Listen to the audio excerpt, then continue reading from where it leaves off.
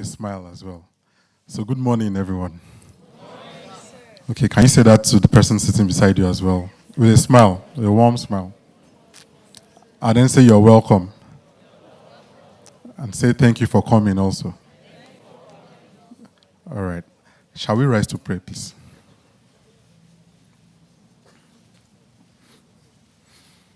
Our Father and our Lord, the Almighty God, the Ancient of Days, the I Am that I Am, the beginning, the end, the first, the last, the one who sits in the heavens, and the heart is his footstool, the Almighty God, our Creator, the one who has given us life, who has made it possible for us to be here this morning. We say thank you, Father. Thank you for guiding us here. Thank you for every soul present here. Thank you for the privilege, O Lord, to even know that we should come and equip ourselves. Thank you for the opportunity. Thank you for this church. Thank you for the pastorate. Thank you for the team that you've used to put this together. Thank you, Almighty God, for making this possible. Lord, if there was pandemonium in the town, if there was chaos, we wouldn't be able to gather here this morning. We are grateful. If one of us had probably had an emergency yesterday or even overnight, we wouldn't be here this morning. Heavenly Father, we bring thanks to you, and we ask that you please accept our thanks in the name of Jesus. Almighty God, we are aware that, of course, the enemy will not be so happy with when the children of light have gathered and are to learn. But King of Glory, we ask that you please take full preeminence and take control of all that we'll be doing here today in the name of Jesus. Almighty God, we know you are the first project manager. We know, we can see from the scriptures all through how you managed several projects successfully. Heavenly Father, that which you've made your children to come and learn today, we ask that indeed it will not elude them in the name of Jesus. Heavenly Father, we ask that even beyond now the learning, when it comes to the transfer of knowledge, where this knowledge is to be applied, we ask that excellent spirit that will grant them to excel, that you shall release anew on them in the name of Jesus. Heavenly Father, we remember those who are probably still on their ways. Lord, we ask that you guide them here safely in the name of Jesus. Heavenly Father, we commit all procedures, everything into your hands, and we ask that you please take preeminence and let your name be glorified. In the mighty name of Jesus, we have prayed. Praise the Lord. Hallelujah. Praise the Lord. Hallelujah. We may be seated. It's not often that one gets to run a seminar like this and then be free to call the name of Jesus. I'm so excited. It's each time we have the opportunity, I'm happy. And I think you should be happy as well. While I was praying, I mentioned that God himself is the first project manager. And you can tell. I can even cite the scripture that says, who is it that wants to build a tower that will not sit down to do what? To count the costs. Isn't that project management? That's where it starts from. Okay, so we have our facilitators here already. We'll be bringing on first their representative in Nigeria. So it's the British Society of Project Management. The Nigerian coordinator, in person of Damilola Mustafa, she'll be speaking to us briefly, while the person who will actually run the seminar will be taken up from her. So I'll enjoin you to please listen carefully. She would have a number of information to share with us. And I'm sure afterwards, if you have some questions, she can take questions as well. Let's welcome her, please. Let's welcome her. Thank you very much. Thank you. Wow. This is a big crowd. Good morning, everyone. Good morning, everyone. Good morning. That's the spirit. Let's clap for ourselves. Okay, while we await the UK coordinator, my name is Damilola, and I'll be engaging the crowd before she comes. The name of the organization is British School of Project Management. And what we do is we train organizations, we train persons on how to analyze projects and also how to run projects themselves. take it or leave it, our life itself is a project. Right from the point that we're born, the project has started. Now, we are undergoing the project. And when we die, the project has ended. Marriage itself is a project. So if someone says, project is not for me, that's not true. Because one way or the other, we run projects directly or indirectly. It's not easy to manage human beings. It's not easy. So that is why I give kudos to teachers. I give kudos to principals. And I also give kudos to human resource managers. Because when you want to manage humans, you need to take into consideration the psychology of everybody. This one, right? Okay. Thank you. So, one way or the other, project evolves. 10, 15 years ago, it used to be you have to be a computer literate. You need to be able to use Microsoft Word, Excel, PowerPoint, and everything. That was 10, 15 years ago. Now, the new era wants you to be what? PM expert. That is, you need to have the basic knowledge of project management. Employers nowadays in the market, the difference between you, a medical doctor, and a medical doctor with a project management backing is the PM skills beside you.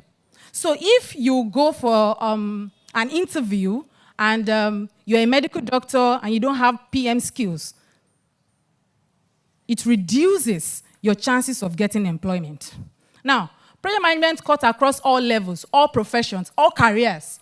I was in an office one day and a DJ walked into the office. A DJ. He says he wants to be a project management expert. He wants to infuse project management into his DJ skills. I was wondering. But the thing that drove him to do that is because by the time clients come, because under project management, we also have client relationship management. By the time clients come, the way you attend to them, the way you present yourself, the way you present your brand is the management skills beside you. So, everybody needs project management.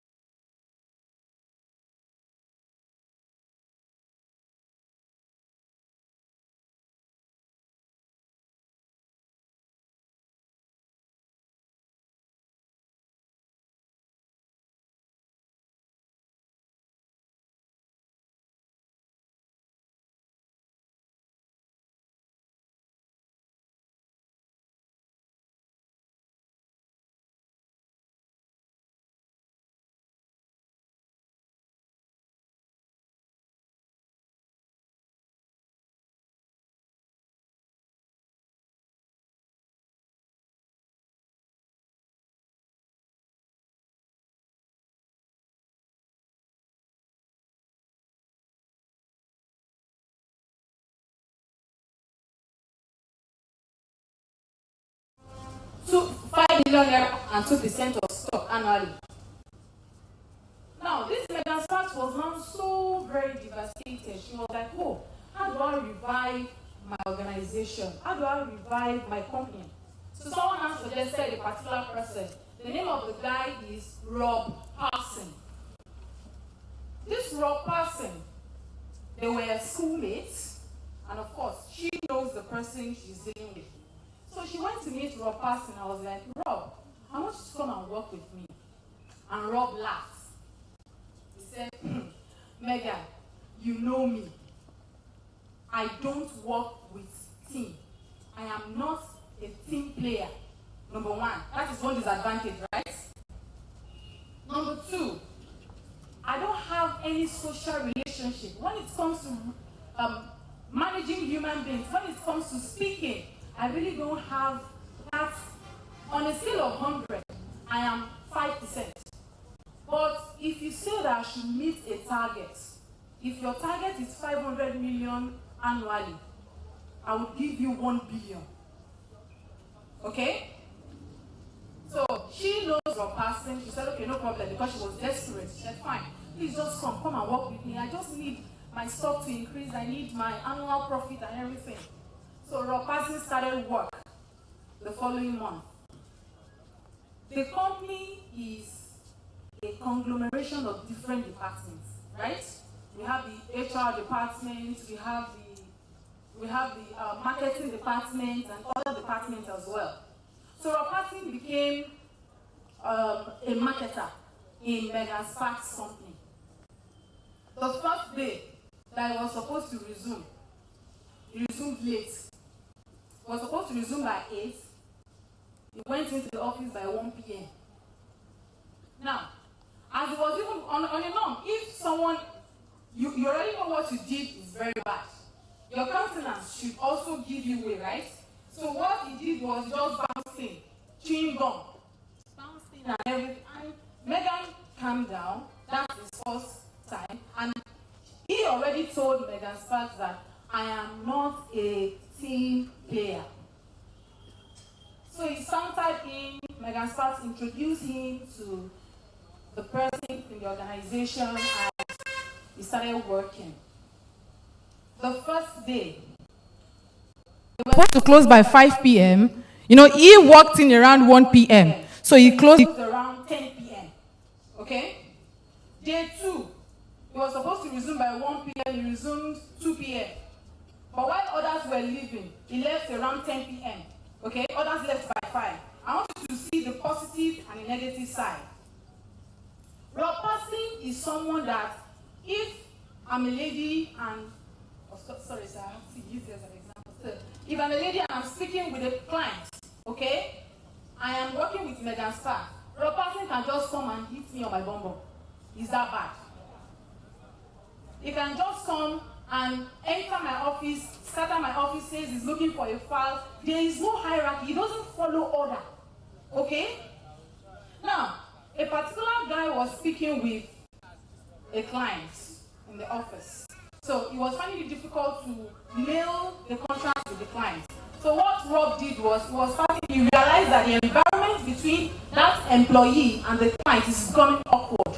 Okay? So what he did was, he just entered their middle and was like, hi, how you doing? To the lady, oh, you look good. And of course, ladies are like it when we appreciate them. So my guy said, oh, you look good. He said, oh, thank you. Oh, I like your cologne. What do you use? He said, it's this, it's that. Okay, can we sit down and talk? And Rob Parson looked at the employee and said, hey, go get us tea. So he spoke with the client. They were gisting, they were chatting and everything. And within 10 minutes, the lady gave in. He got the contract.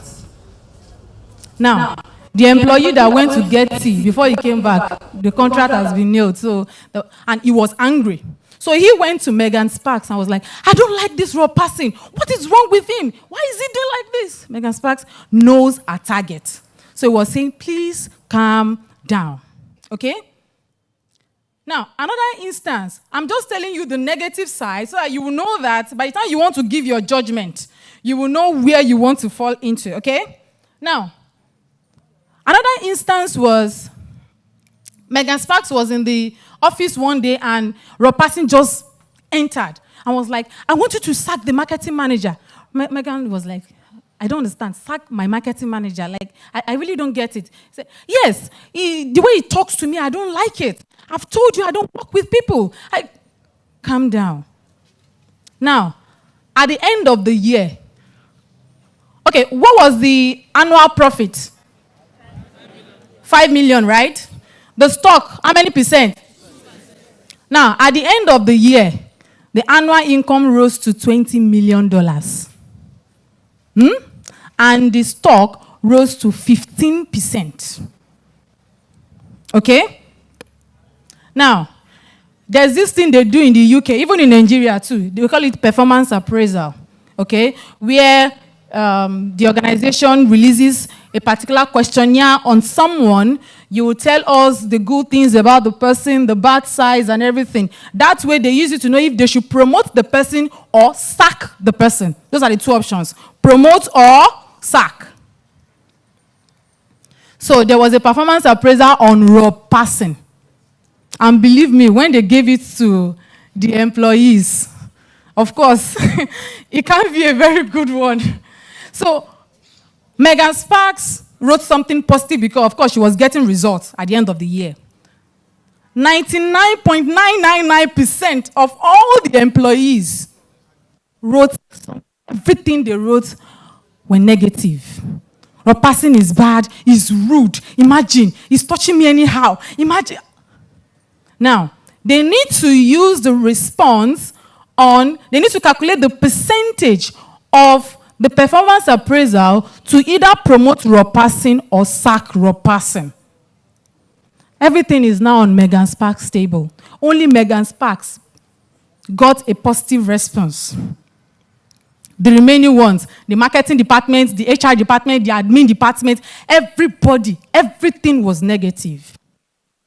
Now, you are now the HR. I want you to put yourself in the shoes of Megan Sparks now. It's your company. You are the HR, okay? You are even the CEO. Now, you need to decide if you want to sack Rob Passing or you want to promote him. Note in mind that the results on your table do not tally, okay, with the benefits you are getting on your company. Okay, so I'm throwing you to the house. Let's assume everybody is Megan Sparks. What would you do? Would you sack Rob Passing? You need to be in the crowd. Would you sack Rob Passing or would you promote him? Please don't be selfish.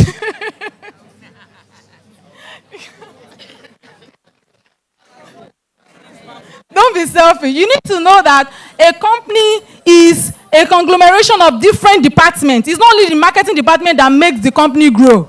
Okay? Even the admin department at the reception. Okay, sir, let's have you. Thank you for the wonderful presentation and analysis. First thing I will say as the HR, every company is existing because we have a vision and a mission. And for us to achieve this vision and mission, the bottom line is very important. If our bottom line is going down, even the HR, the marketing, the production won't have money to pay them. Are we together? But if we have a super that can change the business around, what I will do as the owner of the business is to let other team members, both people in marketing, know that this person is work better when he's working alone. He's not a team player. Let all of us understand the nature of the person so that we can work with that person. But I will promote him. Thank you. You promote him? Yes, but first, I will make people to understand this is his own personality. So let's work with him, understanding the way he works. Okay. Yes, please go. You gave two options, promote or sack. There is still a third option, mentor/training. I would rather go for that third option. I can put Rob Passing on a 3 months plan, a 3 months training plan, coach him, mentor him, because he needs a lot of help. I can't lose Rob Passing, I'm sorry. I can't lose him, but I will assist him, I will coach him, I will mentor him, I will train him, I will assign bodies to him in the workplace. I will make sure he has a body in each department that can swallow his nonsense and teach him how to behave well. Thank you. Okay, thank you for that. Yes.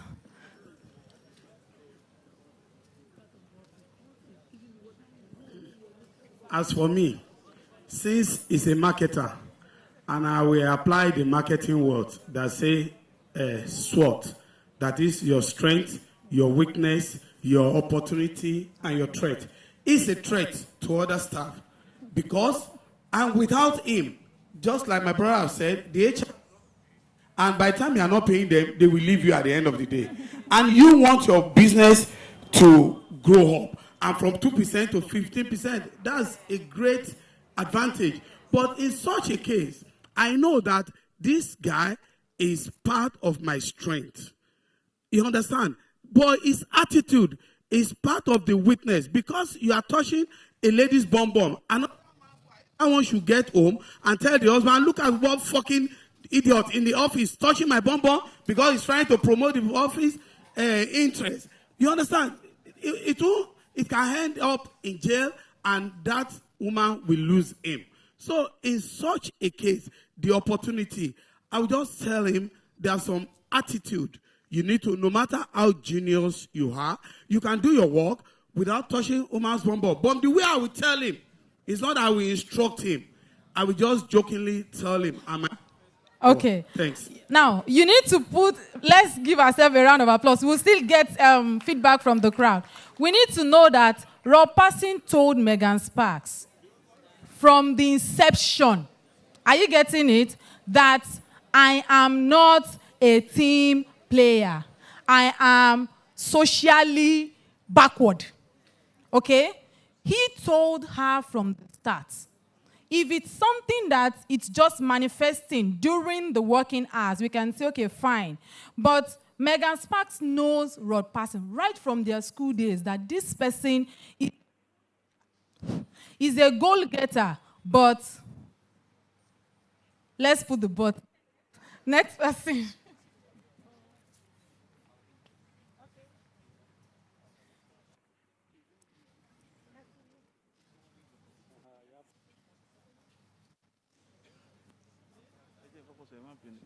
Good morning. Good morning. As for me, he has told me that he works alone, he does everything. I would call the other staff members and tell them, have a meeting with them, that this guy, we can't afford to lose him. He pays. Put your hand here. Funds for the bill, basically. You get.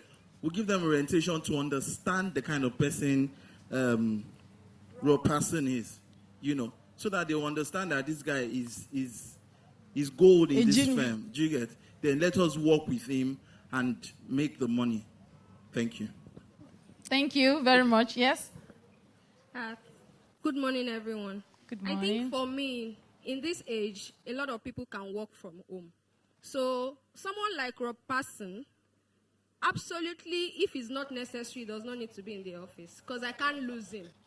So to manage the people part, he can work a lot from home. And if he absolutely needs to be in the office, then he's in the office. Then the contact time between Rob Passing and the members of staff is limited. That way I'm managing my staff. I'm managing the cash cow. Now, yes, thank you for that. But I need to point one thing out. Okay? Rob Passing does not have any problem with the client. Okay?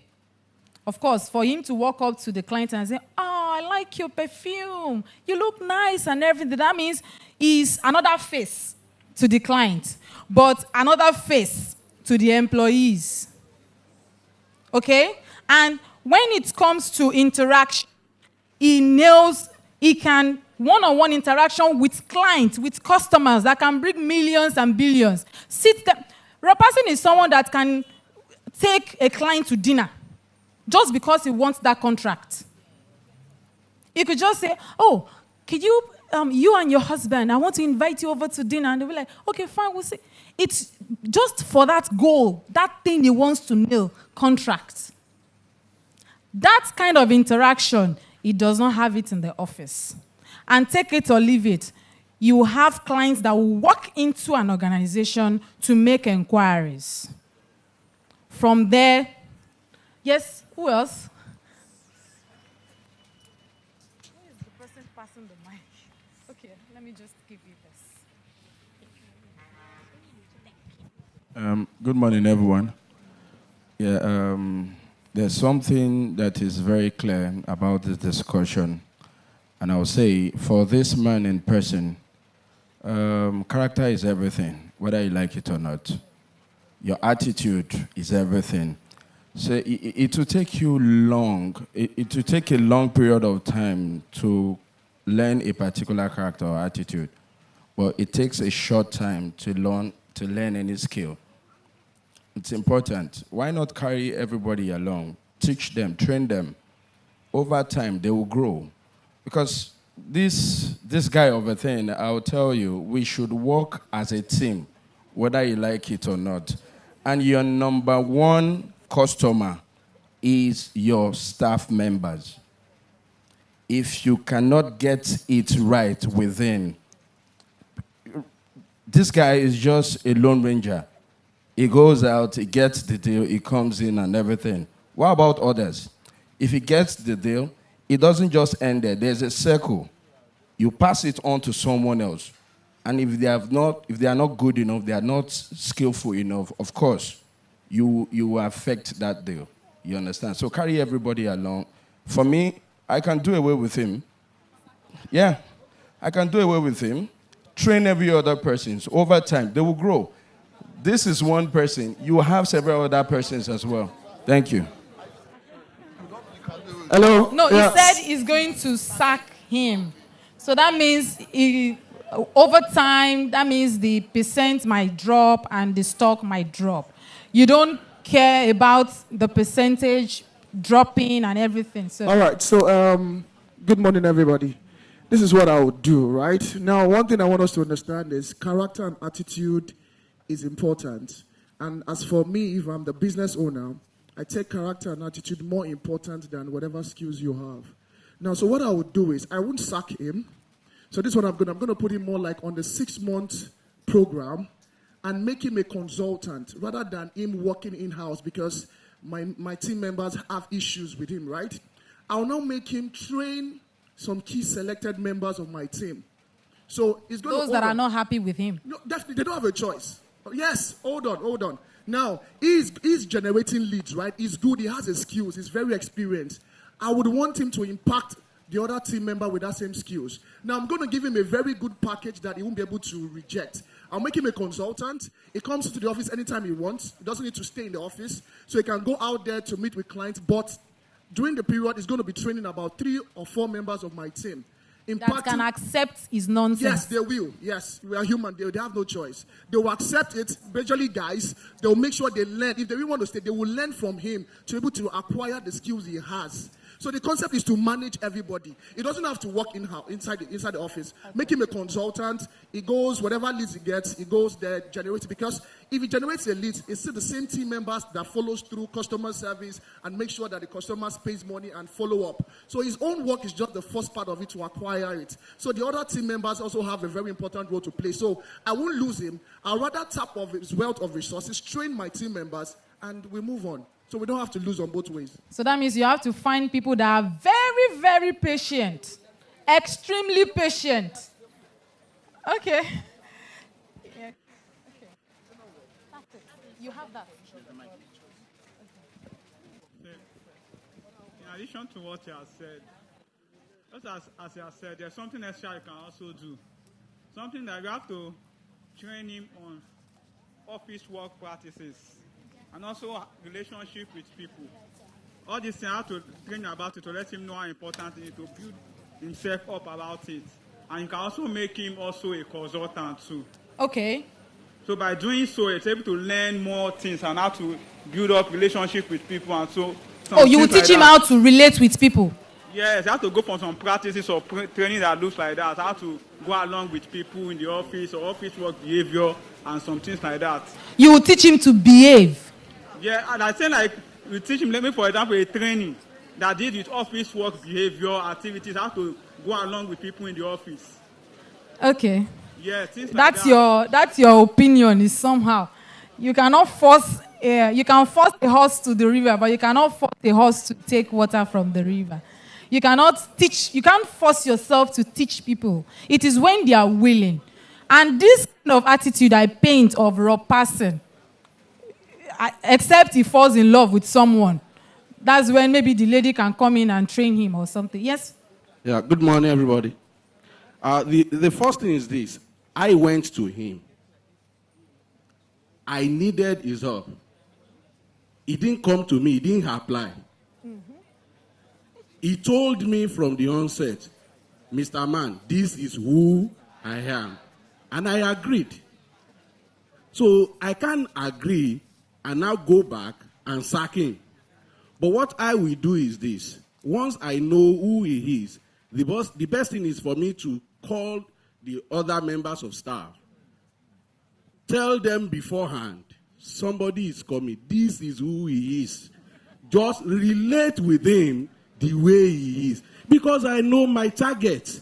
I know what I'm after. And what I'm after is profit. And he can get it. He's a go-getter. But he doesn't have social relationship with others. So I will inform my members of staff beforehand that this is who he is. Simple case. Accept him for who he is. The simple case. Let's clap for ourselves. Okay, he has an announcement. Good morning. Sorry, please, if you are the owner of this car, we need you to move it quickly. Parked at the Solid Heritage School. FKJ 910BC. It's a Toyota Camry. FKJ 910BC. So a wedding just got concluded in one of the buildings in the church premise, and they need to use a car parked behind you to move people. FKJ 910BC, Toyota Camry. Please, it's urgent. Thank you.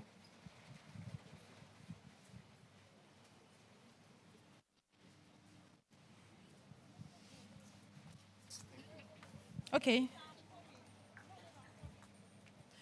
Okay, so you want to say something? Please give her the. I just need to round up. The UK coordinator is there. That's right. Good morning. Good morning. Yeah, we need to understand something. Nobody is indispensable. The fact that he told me from the onset, player, and I accepted, I'll bring him in to jeopardize the relationship in the company that has been existing for maybe God knows how long. If he comes in and the member of staff, that's the employees, are not satisfied with his attitude, which I knew from the onset, I could only try to train the existing staff, because this person of a person could wake up tomorrow and get a better offer somewhere else and leave the company. He's a human being. He could fall sick, he could die, anything could happen to him. If I lose my employees because of him, what will become of the firm after he has left? So I need to train my employees on how they can achieve what he achieves, even if they cannot get up to what he can get. But at least increase their own knowledge, send them on different kinds of training. At least the raw person got his training from somewhere. It may be more technically oriented than some of them, but everybody can be trained. No matter how dull you think you are, there are some training, some level of training you need to go to get to that point where you think you could never even get to. So I will not, because he's a go-getter, now treat my staff as if they are not useful. They have been working for me, fine. We've not been achieving our targets, fine. He came in and we achieved it. But that's notwithstanding, I should not let it affect the other employees, because they could all, if you promote him and against what they wanted, everybody could be unhappy. And before you know, some of them can even start dropping resignation letters. So if they do all that and Ropasin leaves, what will become of the firm? Thank you. Okay. Nobody has spoken like an HR. Okay, you want to say something? I just want, yeah? Okay. Good morning, everybody. You already told us the bottom line. This guy increased the turnover by 300% and increased the stock by 650%. Now, forget emotional psychology, and that is what is killing many businesses. It shows that the team that she had you want to keep them. Now, if this guy is good, my bottom line is I need profitability to increase. I need my stock to increase. And I've been keeping dead woods. And I got one person that can turn around the organization. And you are still telling me to maintain them and keep training them until eternity. It doesn't happen in real life for somebody that wants to turn around his organization. Thank you. What will I do? I will look for extra ropes, if it is 3, to replace 10. Thank you.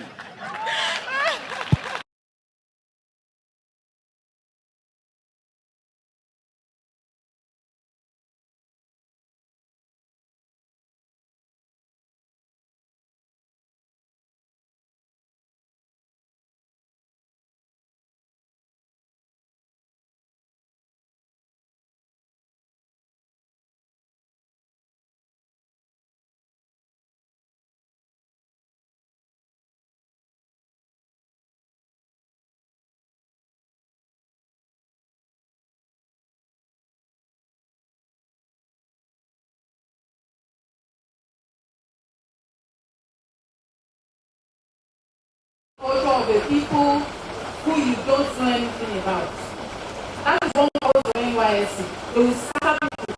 If you are Yoruba, they will take you Hausa to the north. If you are people, they will take you to the west. Getting it is just to get acquainted. It's part of the social interaction. So company culture, each company has its own culture. If this is not accepted here, I cannot employ someone that would go against my company culture. Okay? So it's an open thing. As I said, it was a question thrown to the Harvard Business Law School students. So it's objective.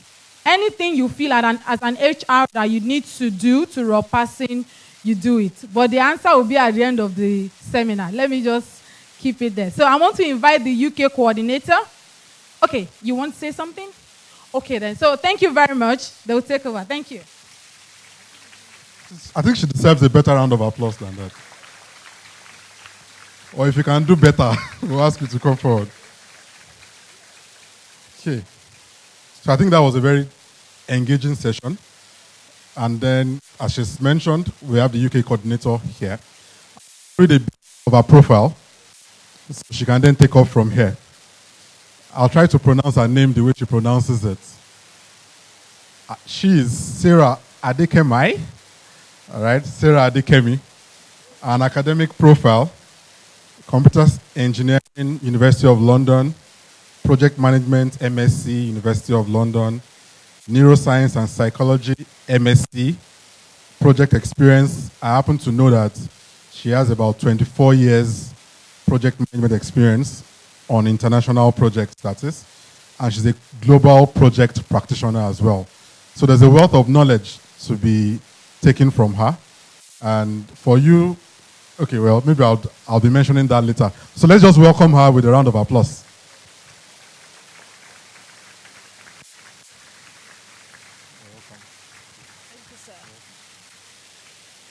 Good afternoon, Nigeria. No, this is not my country. Good afternoon, Nigeria. Now that's better. Give yourselves a round of applause for being here this afternoon.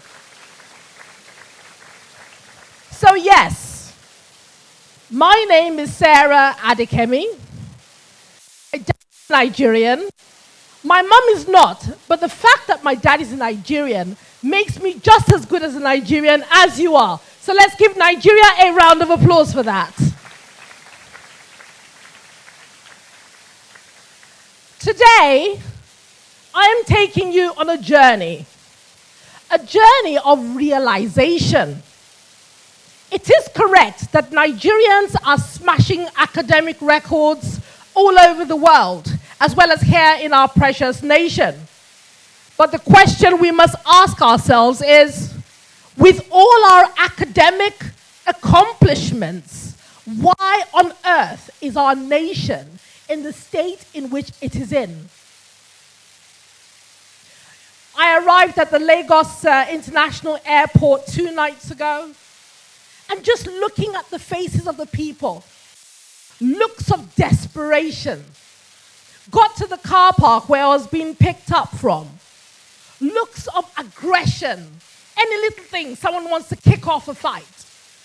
So it's not good enough that some Nigerians are driving around in jeeps and building estates all over the nation. And yet the common citizen cannot even live a decent life. Can that be correct? So I bring to you today, on behalf of Professor Andrew Lester, a skill that will make you an achiever. Someone say achieve. That skill is known as project management. Pastor mentioned that I'm coming with a wealth of knowledge. I respect that. I want to add to that I am coming at you with a wealth of experience, because it's experience that produces skill, not just academic records. The ability to deliver, the ability to achieve. Our ministers and governors, ask yourself, what is their purpose? Are they just father figures?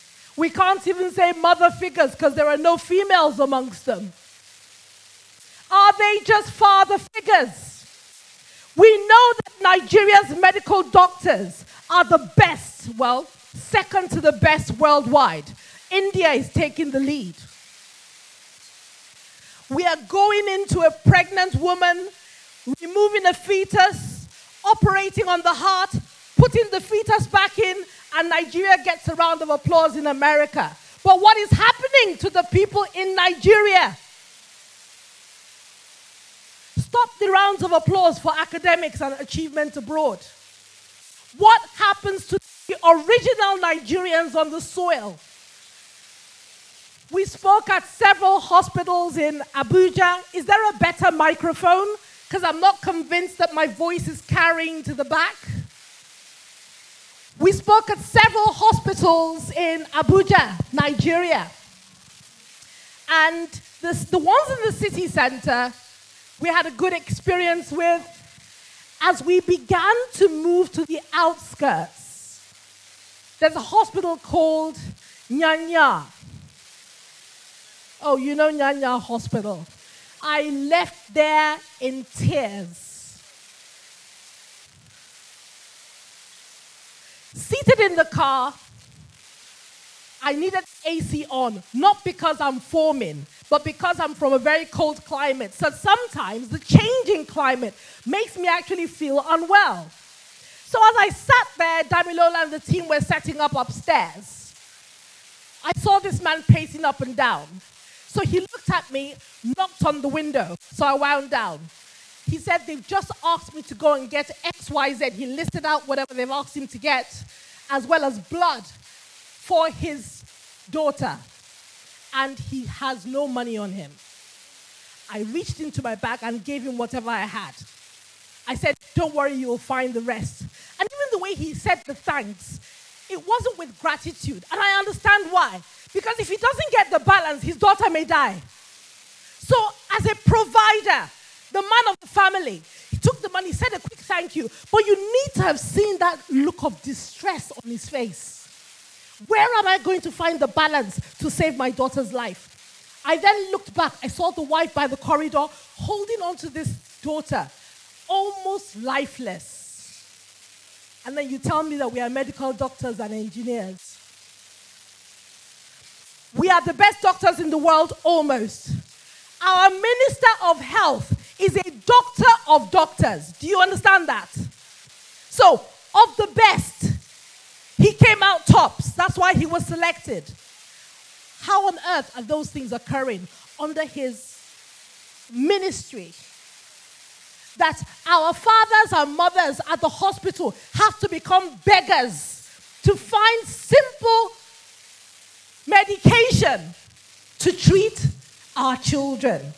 In the United Kingdom, healthcare for children is absolutely free. It's actually free for adults as well, but you have to pay for your medication.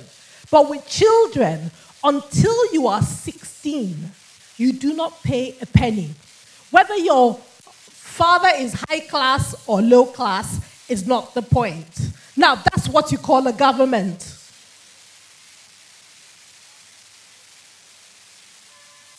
Minister of Education, flying up and down the nation, flying up and down the world, attending conferences and representing Nigeria. And I'm sure he's the best dressed. You know, we're good at dressing.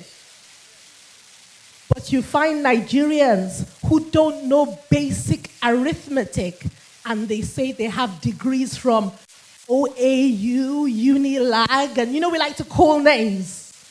But you give them a quick trivia, and they're lost. They can't even work out what the salary is supposed to be. Simple arithmetic. So I'm bringing to you today education by practice. Because if you are unable to practice, then you do not qualify. You only qualify by paper, but not by achievement. So welcome. Can I have my slides, please? That statement is correct. Nigerians are global scholars. That's why I speak the way I do. There is no nation in the world where you will not find one or two Nigerians excelling because they've been given the opportunity. Several accolades that I receive all over the world. The ones I receive in Nigeria are obviously the sweetest ones. We spoke at RCCG in Durumi, Abuja. And at the end, the provincial pastor took the microphone and said, Sarah Adekemi is an executive plus. You know, it's wonderful to get all these accolades. But just imagine, if you had the same opportunities that I did, you'd be 100 times better than me. It's all about opportunities, exposure. Something's happening with my microphone.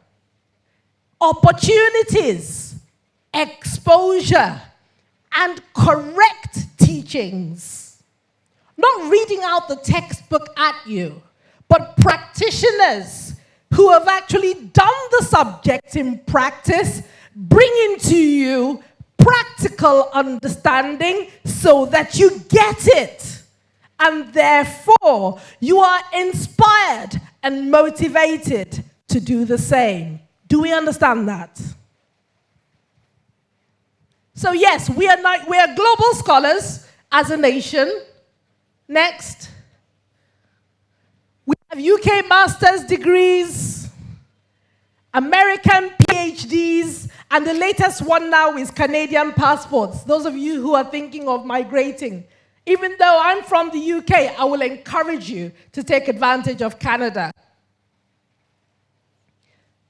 Please go back. Let's see what Punch newspaper is saying about Tobichukwu.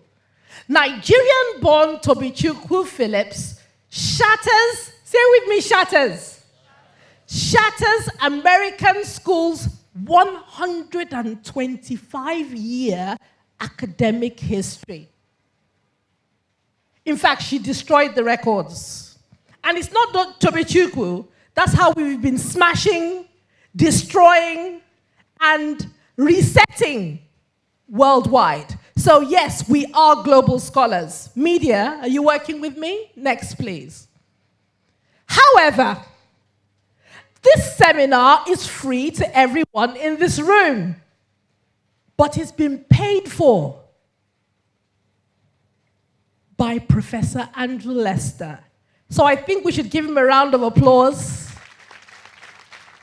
If it's free to you, that means somebody else has paid the price. But isn't it a shame on us that we have somebody who is white sponsoring this program? When we have a living Minister of Education, I don't know if the new one has been appointed. Have they? So let's hide behind that. Okay, we don't have a minister of education. But the fact remains, this doesn't add up. There should be free seminars up and down the nation to educate the people, to empower them, inspire, and motivate them into becoming achievers. Next slide, please, media. As you can see, I look a little bit different in that picture. That was 6 years ago. Lagos, Nigeria, with Professor Andrew Lester, Elisa Farrow. And if you look at the backdrop, it's green, white, green. October, he will be here to have the Independence of the Mind Conference. See how dedicated he is. That we would dress up the hall representing Nigeria because he believes in Nigeria. And those of you at the front, can you see what colors Professor is wearing here? What colors are they? Green, white. Where did you say the Minister of Education was? In progress. Next. So today's seminar is all about projects. I know that the catchphrase has been project management.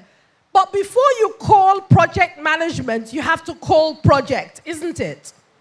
So we're going to understand all about projects, all about project management, as well as about project people.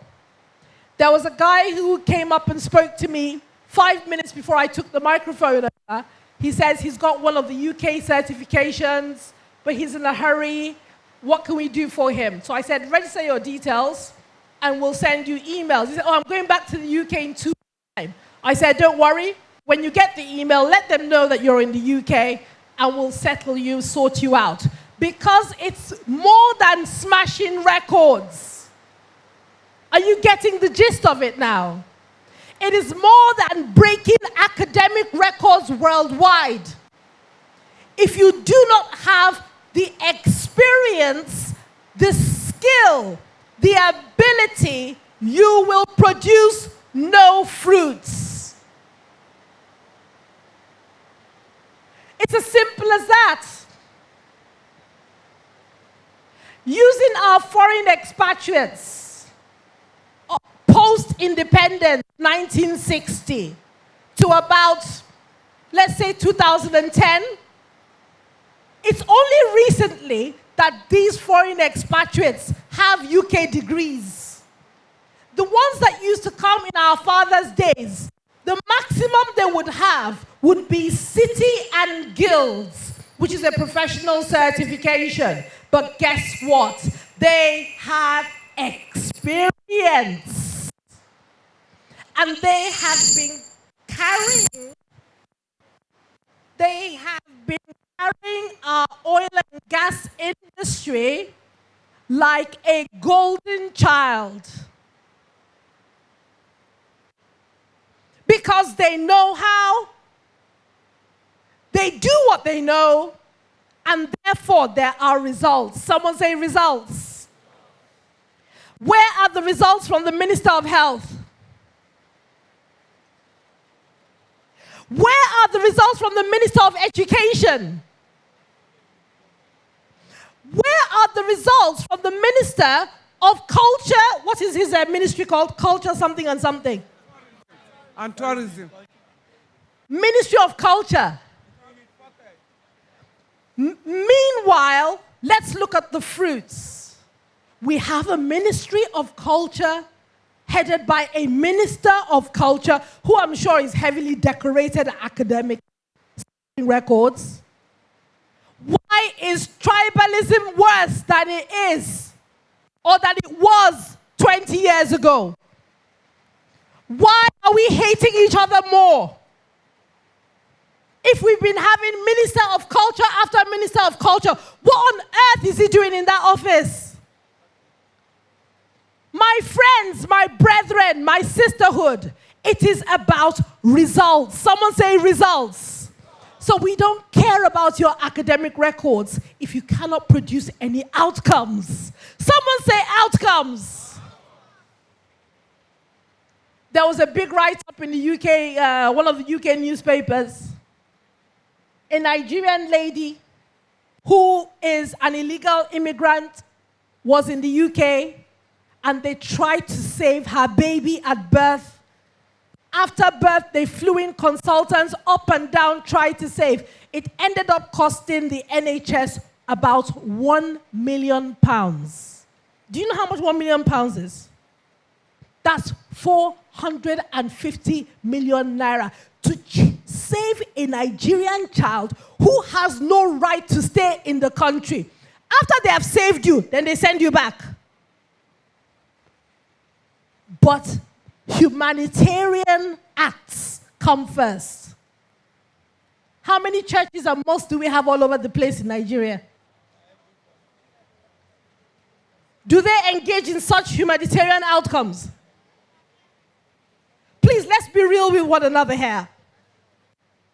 That's why I said to you at the start, this is an eye-opening opportunity for you to make a 180 degrees change. From someone who yaks, oh, I'm a doctor, I'm a project manager, I'm this, to someone who produces outcomes. Someone say outcomes. That's all we're interested in. That's what the expatriates have given us without any degrees. Yes, their younger ones have been having degrees because there's been some changes in the UK. All those former ones came by experience and professional certification. And did they do a bad job? They've done a fantastic job. Moving on, media. Media. Just like the pastors prophesy in the church, and I think the imams do something similar in the mosques. Our professor has also prophesied. He gave a prediction. In years to come, we foresee everyone would have a project. This is the future. What on earth are you doing not preparing for the future? Conversations would contain the following questions. Please go back, media. Thank you. Back, yes. Forward, yes. One step back, yes. So, people would ask, hey, so what project are you working on? And you'll have a conversation and you'll throw it back. How about yourself? This is the future. Guys, girls, are you ready for this? Whether it is a personal project, remember the focus is outcomes. Whether it is a professional project, what your boss has asked you to do, a business project, a governmental project, or in fact an NGO project, the world is all going to be fractionated by projects. An NGO fractionates into two. Religious NGOs, like the churches and the mosques, and non-religious NGOs, like World Health Organization, United Nations, and so on. Do we understand that? So it'll be all about outcomes. So are you ready for this challenge? Next slide, please. Let's start off with understanding. What is a project? This project word that's been thrown around, what exactly does it mean? A project is a collection of activities to achieve. Look, we're only interested in achievers. Outcomes, results, deliverables, not paperwork. Oh, I've smashed this master's degree and I smashed that doctorate. Okay, fair enough. Where are your outcomes? No outcomes, no conversation. Oh, my uncle is the minister of so-and-so, and my auntie, my auntie's husband is the governor. Okay, thank you. Where are the outcomes? I hope things have changed over the years, but in 2008, we went to one of the states here in Nigeria. I don't know if I should mention the states. Arrived at the States, as we were driving through, we got to a particular location. And I saw this huge mound of waste rotting away. And I said to my team, because I was quite new in Nigeria at that time, is there a living governor in this state? Living? No, you're tickled. I said, yes, ma, we have a governor. I said, okay, you have a governor, good. Does he have a wife? Are you sure he actually has a wife, or maybe? A mound of waste and debris. Someone say outcomes. I'm the governor of so-and-so. Are you really? Where are your outcomes? Then to make it worse, let's say this screen represents the mound of debris. Right next to it was the biggest church, according to them, in Ibadan. So now you know which state it is. I said a church is next to this mound. Say, no, our rich Nigerian people, you know, when they dress. I said, when they dress and pass this mound to go in. Someone please say outcomes. So the point is, there are problems everywhere, and project professionals are equipped to provide solutions. Someone say solution provider. That is who you are as from today. Not to yakety yak about problems and who did what and who did not do what, but to be about it and produce outcomes. See the word there underlined, achieve. That's all we're interested in. To change, to create, to improve, to upgrade, to eradicate, to terminate. Talking about eradication, it was at this same hospital in Abuja that I was informed. I was talking about eradication projects for Nigeria and some medical doctors that we trained in project management, trying to demonstrate the relevance of project management in the medical field. So one of the doctors said, she's got a point to make. He said, you're talking about eradication. Are you aware that Algeria has eradicated malaria? I said, what?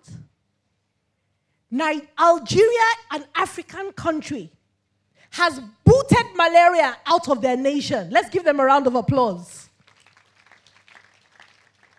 Whilst you're giving them a round of applause, you and I, who are the sons and daughters of an oil and gas nation, we're still smacking mosquitoes. Our babies are dying of malaria anyhow, including adults. Someone say achieve. I'm the doctor of doctors and I have a British accent. Where are your outcomes? That's all we want to know. How can Algeria eradicate malaria and we are still here suffering? We spoke at one of the RCCG churches in Abuja, a place called Lube. Is it Lube? How come you're so familiar with Abuja and your Lagosians? Please give yourselves a round of applause. You guys you know what's going on.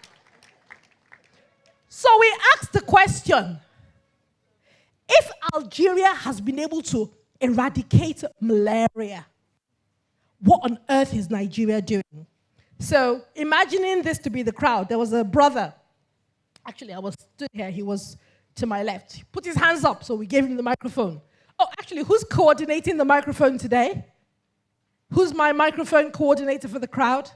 Because we're going to start doing some interaction. Put his hands up. Let me give you the answer to that. The reason we see malaria in Nigeria is because malaria is an industry, and the be-alls and end-alls do not want malaria to go so they can continue to profit. Please tell me that it's not true. What?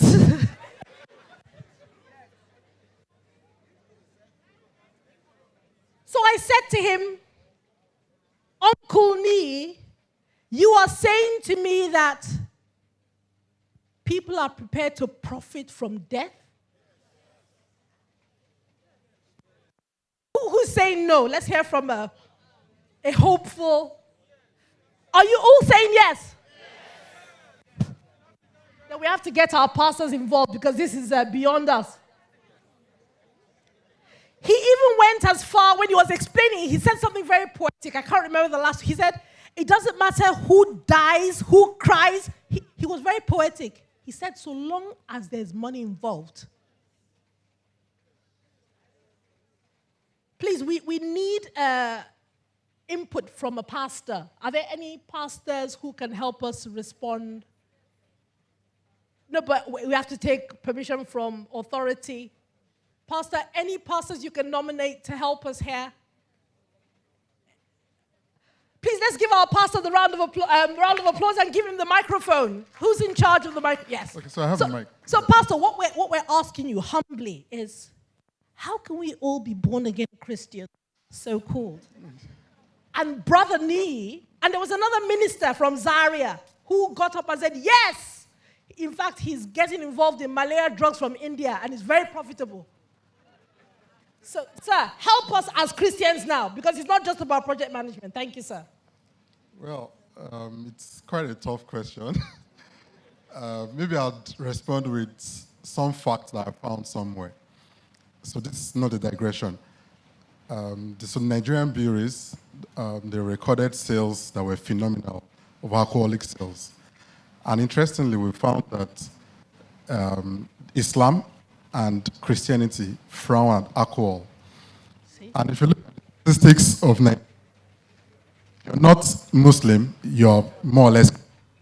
Those who do into either of those categories are very minute. So who are the people buying this alcohol? So let's answer. Who are the... I know none of you are drinking any of those drinks. So I'm sure that answers to you. You see, I doubt we have that many genuinely born-again Christians, unfortunately. Okay, you remember we said earlier on, we are solution providers. Okay, we don't have many genuine born-again Christians. Sir, what is the solution? Well, so if it's about being born again, it's the Holy Spirit that will help do the conviction. Of course, we as children of light, we should spread this light. If you are a child of light, ensure at least your light spreads and shines where you are. Don't add to the dark. That's the beginning. That's it. Thank you, sir. Let's give him a round of applause. So, on the back of what Pastor has shared with us, churches, mosques, and do we have any other categories here in Nigeria? And other. Like Professor said, in the future, we will all have projects. There should be projects to cure these ills in the society that are funded with effort and energy from the various teams in-house to chase alcohol to the neighboring country and then wish them the best in getting it to the next one till it gets to the sea. Someone say practice. It's about getting busy, not talking and talking and talking some more. So, to change drinking behavior, to create new opportunities. Unfulfilled marriages. Everyone's gone quiet because I said unfulfilled marriages, because the truth is the truth. Unfulfilled marriages, forming and packaging. Some are now chuckling, because they know it's true. Should be solutioned by the various religious institutions, not by mouth, but in practice. So can you see that there are projects everywhere? So long as there are problems, then there are projects to produce solutions. Let's go back. A project is a vehicle of achievement. So let's say the problem is there and the envisaged solution is at the end. The journey, what's the carrier? How are we going to get to the solution? Project, a project, several projects are the vehicles that we use, and we're going to explain that in the next slide. Projects are kicked off by an objective. So we don't just have projects willy-nilly up and down the place. Oh yeah, that's a good project idea. Oh yeah, I've just come from the UK. Oh yeah, what's that all about?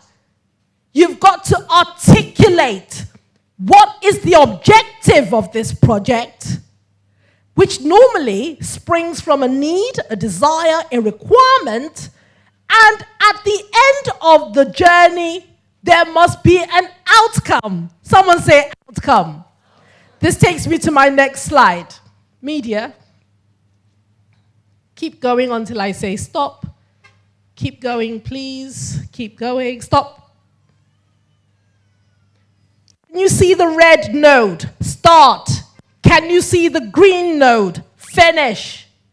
Projects do not go on forevermore.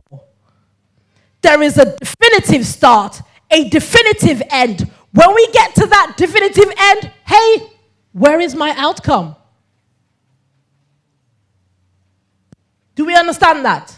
So let's use our politicians as an example. At the start, they have a manifesto. Yes? They promise us, what did they promise us? Power, this, that. Wonderful objectives. We give them a project duration of 4 years. Start to finish. Did they all start? When they finished the 4 years, how many outcomes could we find? You're laughing because you're getting the importance of projects and project management. I have a masters from... Okay, you have masters. Where are the outcomes? From Australia. Where are the outcomes? So therefore, we are teaching you a new tool by which you can measure. If someone says, this piece of material is 2 yards, what do? Bring out your tape measure. You don't go by what the person has said. Oh, I have this, I have that, I'm that. Okay, don't worry. We'll measure you using projects. Where are your outcomes? Not only do we invest 4 years in terms of timescales, we invest finances, various resources, equipment, manpower, and at the end of the 4 years, someone should be positive, at least be one outcome. So of the 10 that they promised, how many have been able to give us one outcome? No, let's be fair. I think Pastor's team might want to give us a more objective, because I know we can be emotional sometimes. No, at least one.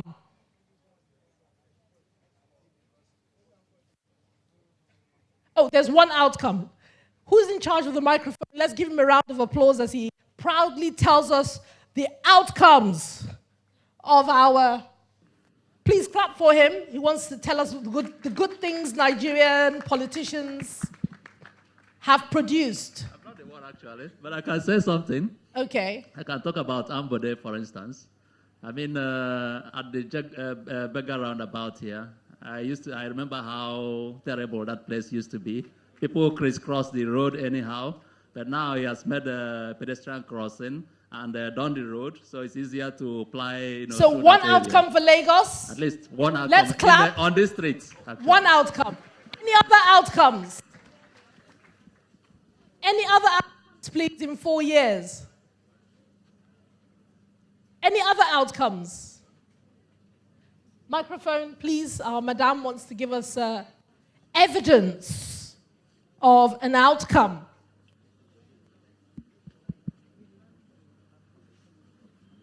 Okay, I wouldn't actually say an outcome, But the hospitals, the government hospitals, like the one at Ifako Yes. College, it's much better. The General Hospital on Lagos Island is much better. Oniko Health Center is much better. So they have specialist doctors. When you go to private hospitals, like for example, my mom recently was referred from the private hospital that we use, and she met specialists. It's not free, but it's better compared to private hospitals. Very good. Let's give Lagos State a round of applause. So there are some outcomes then. So when you all said no outcomes, someone's raising his hand up. Microphone coordinator.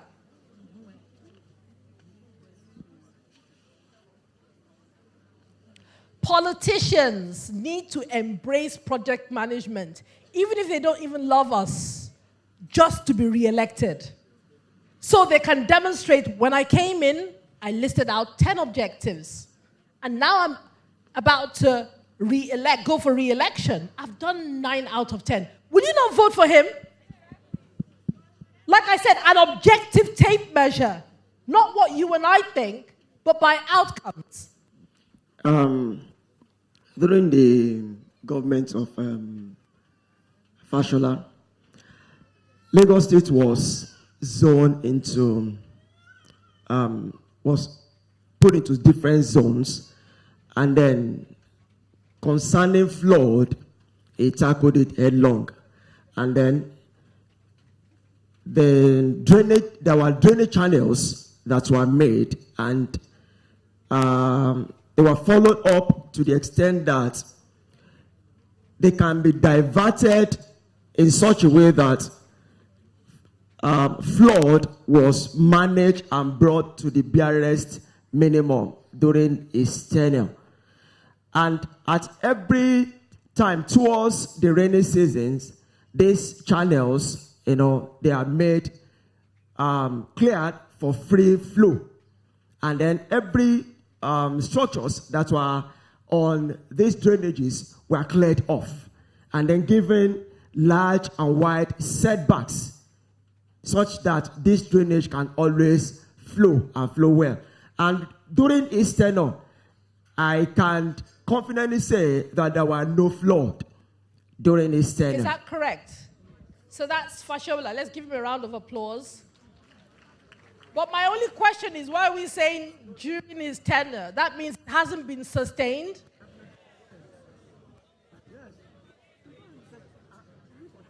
Right, so let's continue with the slides. We have a lot to talk about. It starts off with an objective. My friend, we don't care if you've got an American accent and Australian degrees. You better give us an outcome at the end of that project. Otherwise, you are a waste of space. It's about outcome, deliverables. In the UK, you will be given the boot, kicked out, if you're measured and wanting in the area of outcomes. Simple as that. Next. The journey of objective to outcome is that project experience. That process of achievement. So now we all understand what a project is. You have that picture in your mind, the illustration with the start and the finish and so on, yes? Now let us add to project the word management and define that. Next slide. This is common knowledge in the UK. Every process must be managed. So if a project is a process, every project also needs to be managed. These are common stuff. Policy management, process management, standardized. So therefore, the planning, coordination, and control of all the activities, resources, human resources, non-human resources like equipment, materials, and so on, the whole cooking of the meal is what project management is, emphasizing on those 3 words: planning, coordination, and control. Someone say PCC.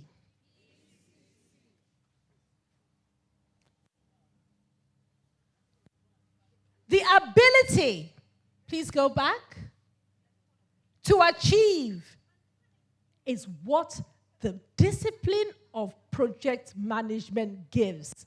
Those of you who are going to register for our courses, we give you ability, not just more paperwork that we Nigerians all have, but the ability to achieve, which we will explain more as we go through the slides. Next slide, please. Project management is, some people will say, for managers and business executives. That is so wrong. Project management is a discipline, a subject matter, a profession, a certification, but above all, it is a skill. So you can remain a medical doctor and have project management skills. You can remain a lawyer and have project management skills. It is simply an identifier that you are able to produce outcomes. You are an achiever. Do we understand that? So it's not about, oh, I'm doing a project management course because I want to become a project manager. This is the training that anyone who contributes to a project must have. So we have common professional language. So the essence of on time, on quality, on budget becomes innate, whether you're acting as a project lawyer or you're in fact the project manager or you are the project administrator. It's a common attitude that we all have through this training. So we're not asking people to drop their current careers and pick up a new one. We're saying keep your current careers, but expedite your ability to be effective and efficient by embracing project management as a skill, because that skill is a master skill that contains multiple skills. And when you carry that brand name, project management, it explains that you have all those componental skills that are within the term project management. Is that clear? Project management skill is what industry lacks, is what NGOs lack and the government. Our Minister of Health, doctor of doctors. Our Minister of blah, blah, blah, yeah. They don't have the skill of achievement. That's why they're unable to produce results, outcomes, deliverables for the nation. Now, to embrace this skill, irrespective of your profession, you automatically become premium. Premium in your ability and premium in your charges. One of the ladies in Abuja, who is a successful farmer, came to our seminar. She became a member. She says, Essay, I know what I'm going to do. I am going to become a project consultant in the agriculture sector. Since I'm already a successful farmer, I'm adding the ability to achieve, to prefer solutions, project management to my profile, and I will consult for all the major farms to make them produce more productivity. So she didn't abandon her X number of years of training and experience. All she did was add to it project management. Someone say, add to it project management. Do you understand that? In the UK, we have nurses who come on our project management courses because they want to apply for NHS roles. NHS is our National Health Service. And they want to demonstrate that they're not just nurses, but they have a bit of a business spunk in terms of their ability to achieve. so they come on our courses. Now we have project lawyers. Their job is to make sure the contract is delivered to the letter. That's something that needs to be introduced in Nigeria's government, where you have project lawyers that will jail politicians who do not produce the outcomes that they promised at the end of the tenure. So after 4 years, you do another 6 years in prison. We have re-elected you.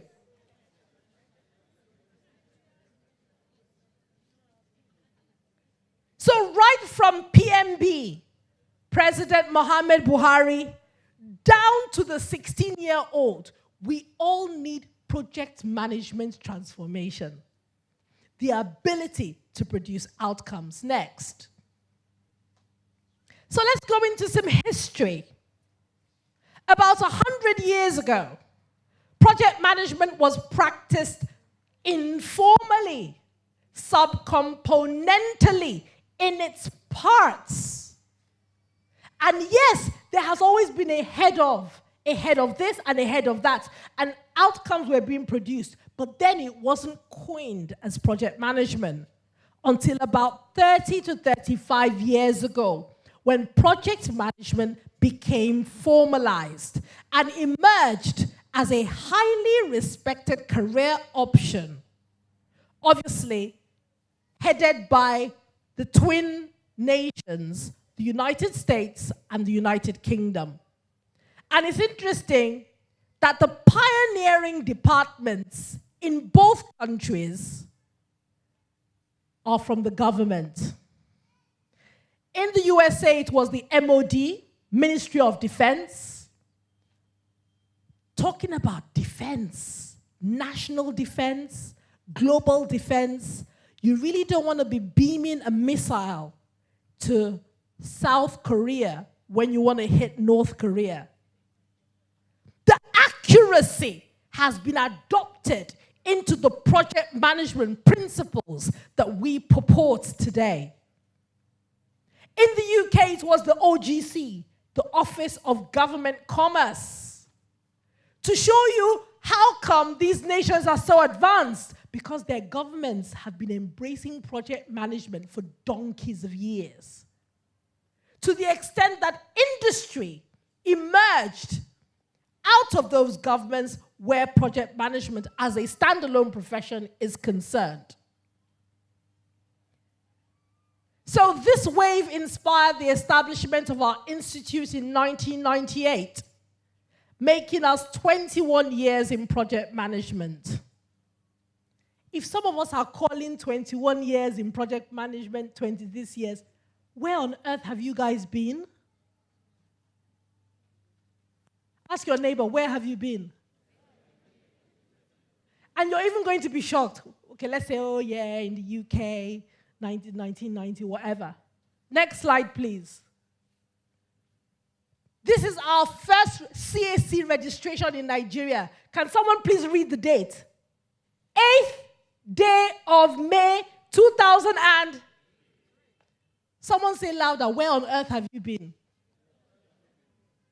You guys are just getting to meet us in 2019. So we have a small group exercise. The question is, how come bad news flies so fast in Nigeria, but every good news, or most of it, is hidden underground? One of the RCG provinces we spoke at, I won't tell you which one. Someone came up to me, and greeted me. So I was greeting him back. I was thinking, I don't remember him. It's 2014. I need to renew. I said, 2014, 5 years ago. Yes. Where's your certificate? He said, my office is around the corner. Do you know he actually brought his certificate? So we said, okay, we'll hook you up on the UK system and renew you. As I was talking to him, I just thought, 2014. And I saw Pastor talking to you earlier on. You've known about this thing for 5 years and you never went to your pastor to say there's a place where they're doing free project management training. Come with me. I took him straight to the provincial pastor and reported him. 5 years of advanced knowledge.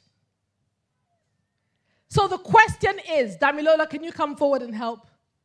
Why is it that bad news, you wake up, your WhatsApp is beaming, Facebook is banging, all the evil news that you can think of, translated across the nation. But good news, shh. So we give you 3 minutes to work out the answer, and then the team leaders give us your responses. So over to Damilola. Okay, do we have teams? You can just make groups of two. 2 rows makes a group. Okay, we are going to have a workshop now. So we are going to have team. Let's make it 1, 2, 3. Team 1, like that. 1, 2, 3, 1, 2, 3. Team 1. So first thing first, you have a team leader. You have a team name. The name should be generic. If it's Joyful Team, Vision 2020 Team, whatever name you want to have for your team. So this is team 1. 1, 2, 3. Down like that. That's team 2. 1, 2, 3. Let's make it 4. Team 3. 1, 2, 3. Team I'm sorry 4. for interrupting. I've just realized that, God help Nigeria, the correct attendance form has not been signed. We're very grateful to our wonderful pastor for putting in some forms in place for you to sign. But we're going to send out the ones that are going to be sent to the UK. When the form comes around, please just legibly fill in the details so that UK can keep in touch with you. Is that okay? Then there's an agenda that's going to be handed out. I'm told that we're expecting some more copies. Those of you who do not get a copy, make sure you do not leave without one, because that's your contract between yourself and the UK in terms of the offers available. So when you go to the Lagos office or any of the offices, Abuja, Port Harcourt, you get what is due onto you. Yes? So I don't want to go into more detail, but I think I'll just say, God help Nigeria. Over to you, Damilola.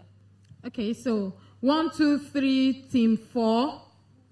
1, 2, 3, 4. Team 5. It's just down like that. So I will need the team members to start meeting themselves, elect a team leader, and the topic is why rumors travel faster than bad rumors. Thank you. I stand to be corrected. Why bad news travel faster than good news in Nigeria. So you have a team leader that will come and present on behalf of your team. So please, let's start. Team 1 starts, have a team name. So 1, 2, 3. The last team is team what? 5. So 1, 2, 3, team 6. 1, 2, 3, team 7. 1, 2, 3, team 8. I will need you to start meeting each other like that, please, so that we can quickly start and run up. Team 7. 1, 2, 3, team 8. 1, 2, 3, 4. Team 9. Okay? You have just 5 minutes, so get your creative juices running. You have team. That's me. What?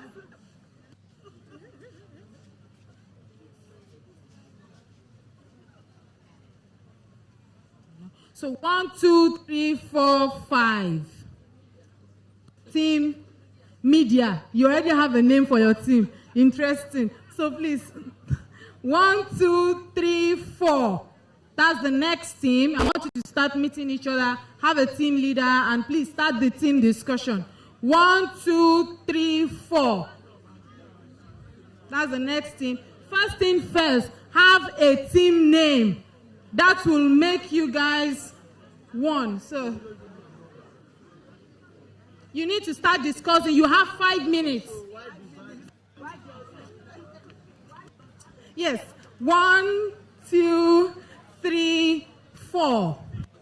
To the back. That's another team. Bros, oh yeah, start talking. 1, 2, 3, 4. That's another team. 1, 2, 3, 4. So please, you need to meet each other. 1, 2, 3, 4. Sir, that's another team.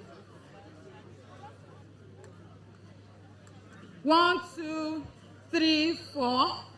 Down like that. That's another team. Yes, you are included. Another team. 1, 2, 3, 4, 5. This is another team. So please, let's start. First thing, have a team name. Oh, okay. So 1, 2, 3, 4. It ends here. 4. Oh, you like each other. Okay. Okay, so let's make it 1, 2, 3. This is one team. 1, 2, 3. This is another team. Sir, please, you need to join this team. So 1, 2, 3, 4. That is one team.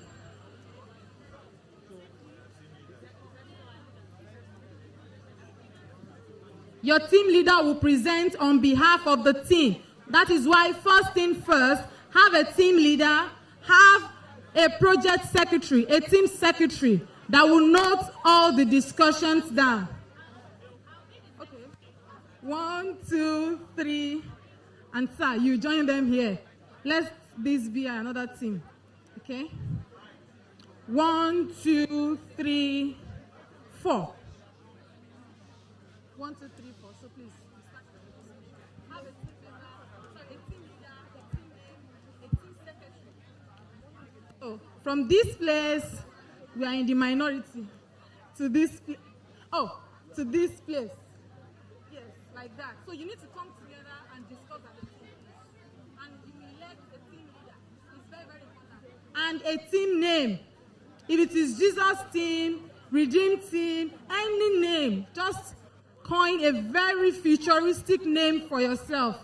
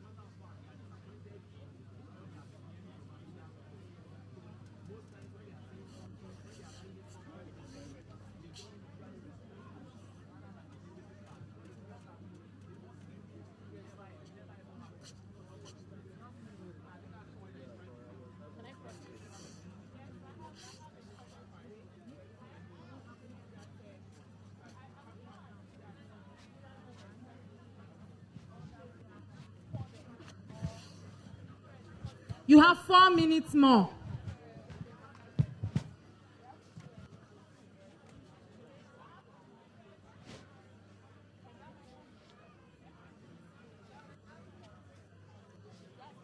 Don't forget the question, list out your objectives, and let's have your outcome. If you are a good team leader, you will be engaging the quiet ones on your team right now. This is in practice. Going beyond certificates to having the ability to produce solutions, becoming a solution provider.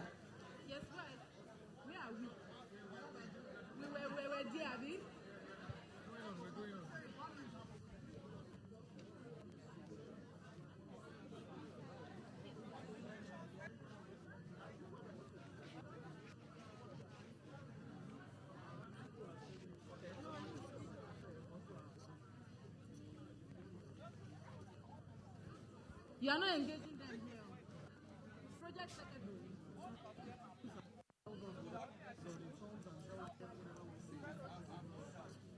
So what's the name of your team? Winning team. Winning team. Winning team. That's interesting.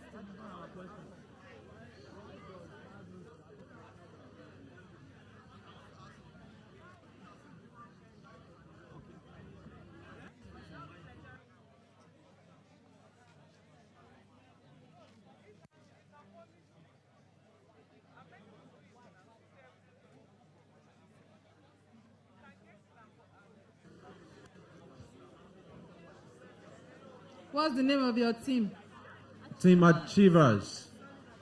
Solid Achiever. That's interesting. Yes, sir. The name of your team? Light. Light of the world.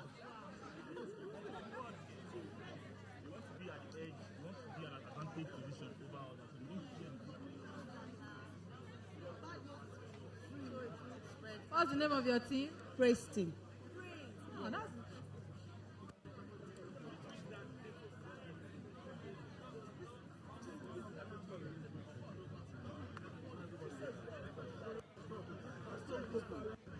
Sir, what's the name of your team? Good. Gold.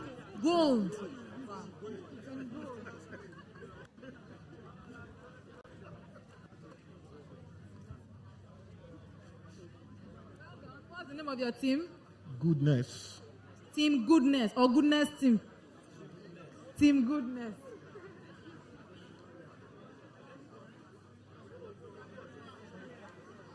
It's trending. It is normal for you to.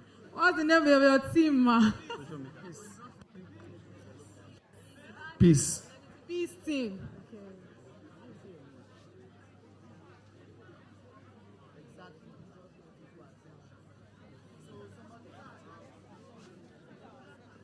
Are you still maintaining the media team or you've changed it? Media team.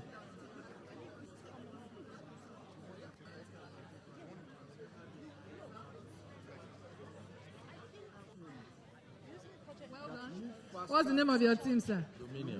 Dominion. Dominion team. So you dominate them like this.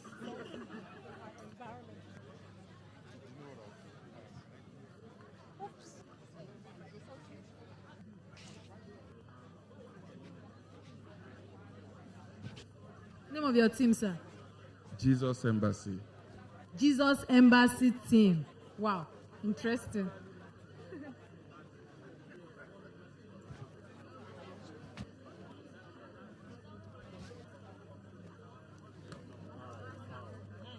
What's the name of your team? Team Great. Team Great.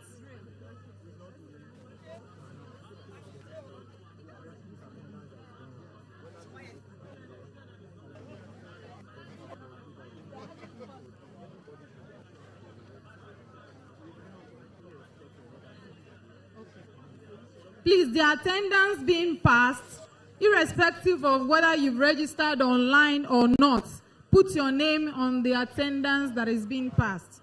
You have 2 minutes more. 2 minutes more. For every problem, there is a solution. We are solution providers.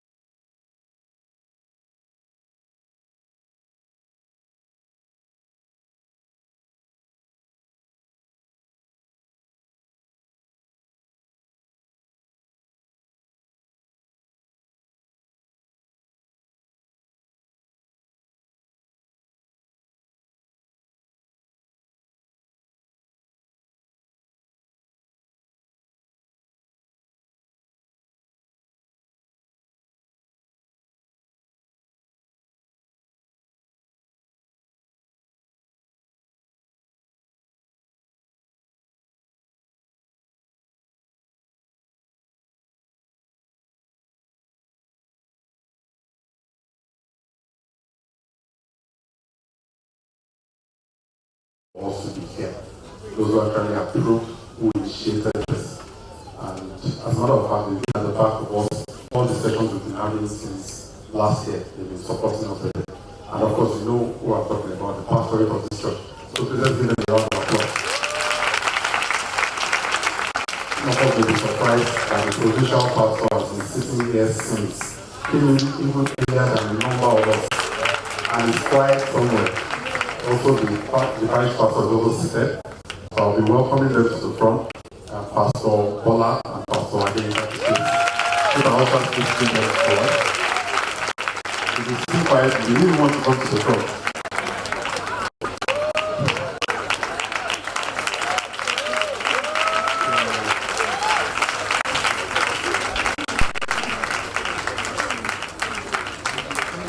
We can do better than that. Come on. Thank you, pastors. You want to leave them? Move this seat. Please, this way.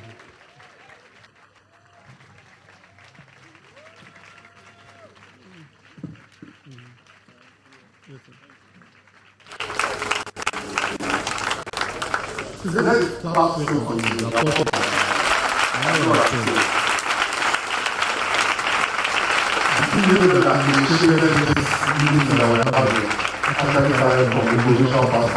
How much he has us in mind. The applause should continue, please. And then Pastor Adetunji as well did a lot to ensure that this is happening. So thank you. Thank you very much, sirs. Thank you, sir. So we may be seated, please. So as Sarah has mentioned, Pastor Bola will be speaking to us on just a charge on how important project management is, even for us in the church and in the community. I know the kinds of operations he runs outside church, and he has to be a project management person to be able to succeed in what he does. So please let's welcome him as he comes to the mic.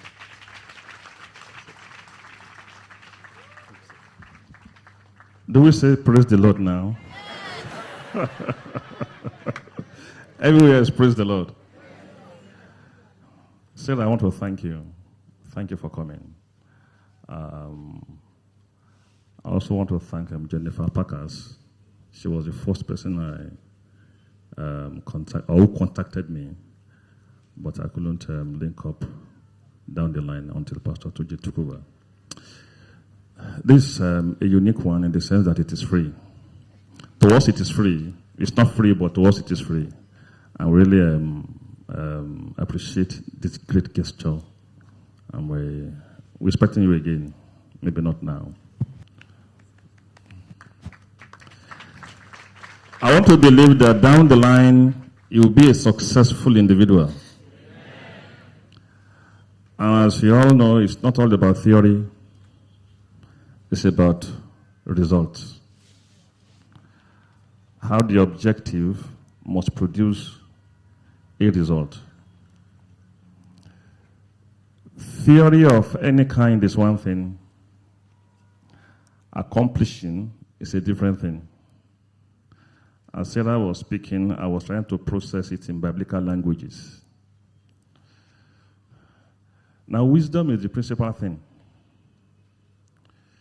The degrees we have from the universities is a testament to the knowledge we have acquired.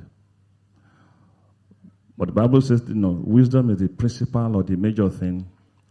And wisdom is not taught in schools. Is that true? There is no professor of wisdom anywhere in the world.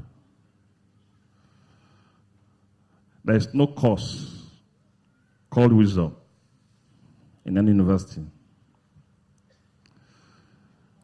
There is no wisdom 001 or 101 or 301. Yet, it is all that you need.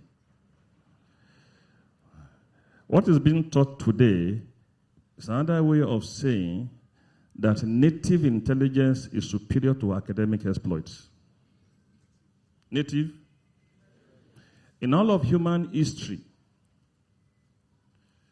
the richest and the most successful are the who?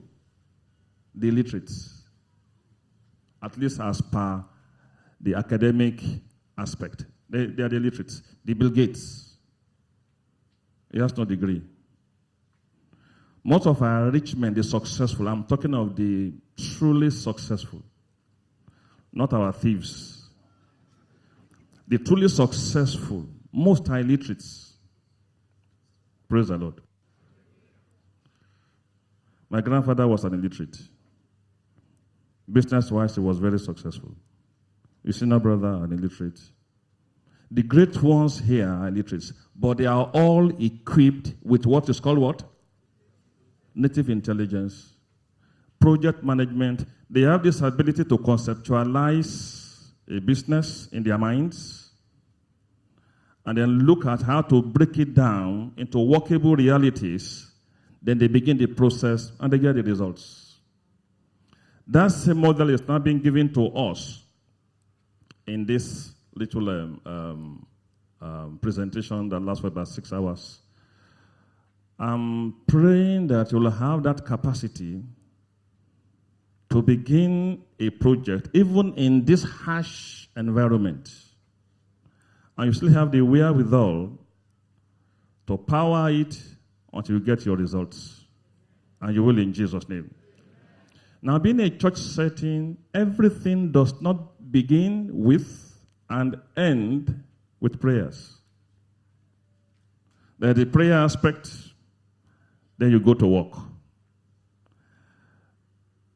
The whole essence of this is to equip you with enough knowledge and the wherewithal to know how to go about a project. Our system is still very wealthy. The African nation is the richest on the planet by mineral deposits. Are you aware? By mineral deposits. The richest nation on the planet by mineral deposits is Congo. It's Congo. And there is no nation on the African continent which is poor by deposits. Not Nigeria. Niger Republic has the highest concentration of uranium. But Congo is a mystery. Richest by deposits, but yet one of the poorest on the planet. Just because leaders cannot conceptualize what to do with that, with those deposits, and actually do it and bring forth results. But we have no excuse, and we have no reason to blame anybody. What is in us is strong enough to produce a success with or without a Buhari. With or a Buhari. Sarah, the truth is this nation has a lot of man-made obstacles. A lot of man-made obstacles. Some people know what to do and how to do it, but a governmental policy will create a gridlock. Is that correct? In the Western world, no brilliant child stays at home. None. My younger brother is a surgeon in Boston. He can afford to pay for his children's education.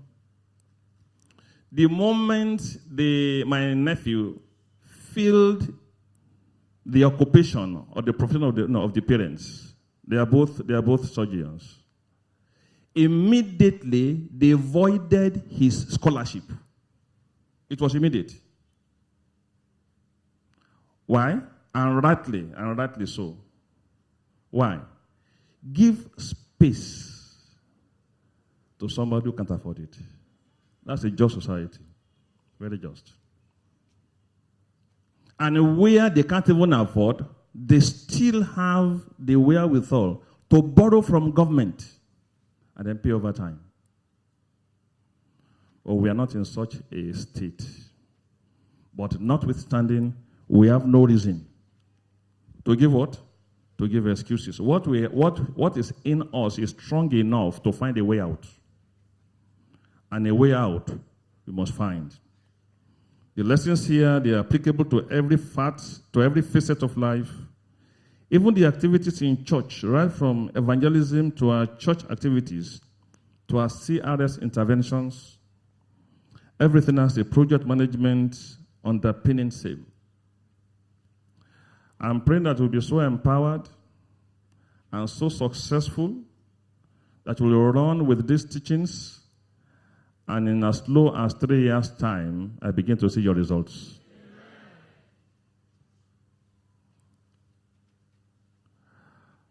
I've not been to school, no excuse to success and no barrier. I have no degree. I was so happy as I heard Sarah trying to put your degrees on one corner, making you to put it in one corner, and then get to work. In most cases, degrees, you obtain them and then you hang them on the walls. But what to do to make a success of life still has to do with the wisdom you carry. And I'm praying that this will add more wisdom to the bank you already have. God bless you and have a nice day.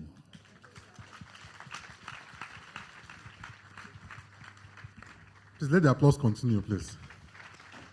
Except you don't appreciate what you've heard, or you can say better than what you have said. Thank you very much, sir. Thank you very much, sir.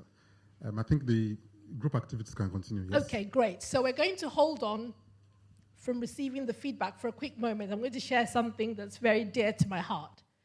Well, you can tell from my name, Adekemi, that my dad is a Yoruba, and the way in which he trained us was to have respect for our elders, very important. But you guys seem to have this imagination that people from the UK don't know about respect, they're this, they're that.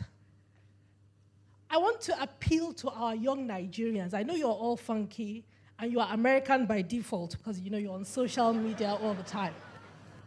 But I was amazed at one of the RCCG provinces when I noticed the pastor was trying to sort out from some membership for his clergymen. And you know, some of the team were responding to him. I thought, okay, just let it fly. I looked again, 10 minutes, pastor was still standing there. I had to go there and almost drag the ears of my team member. That, are you not aware that the provincial pastor is standing? Is something wrong with me? So who's lost their roots? So youth, like we said, we know you have imaginary Canadian passports. You know, you speak all the phonies. But don't ever forget the good parts of our culture. Respect is very key, irrespective of how elevated you may think you are. So for that reason, let's give our culture a little bit of a round of applause, because there's some very good parts. And let us remember the homes that we are from. So, respect to whom respect is due, no matter which American university you're from. These ones are even from Nigeria. They haven't left the shores. But they're wearing British T-shirts now. Oh, provincial, sorry, there's a queue, sir. What? There's a queue. Okay. So we are going to hear feedback about why bad news travels so aggressively that you wake up in the morning and your WhatsApp is banging. Facebook alerts, ping, ping, ping. We can't hear from all the team leaders, so I'm just going to pick one per row, so to speak. Sir, are you one of the team leaders? Please come forward. As he's coming forward, I'll tell you a story talking about bad news flying quicker than good news. 3 women were arrested 2 years ago, Nigerian women that I know of in the UK, because of this child molestation video that became viral. I see some of you are saying yes because you received it on your phones. The fact that they watched the video and did not call the police, 2 of them are now in prison.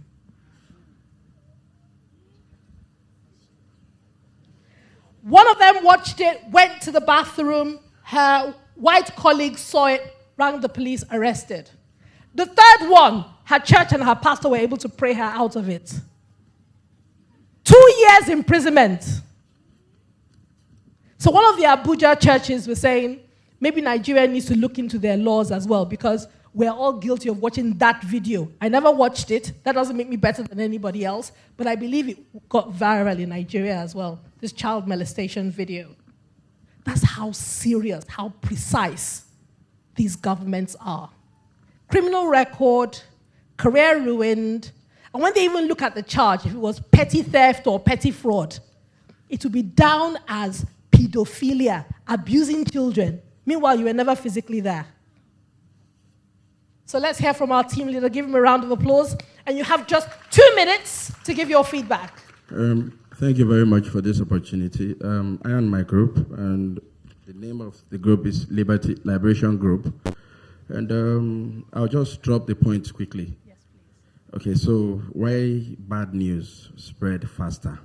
Okay, now there's a fundamental issue globally, not just Nigeria. And I'll pick from Nigerian aspect. Our religion and ethnic orientation is really terrible. I'll say that for sure. Now, from the religion aspect, I'll start from the church. We have this mindset in church. When we come to church,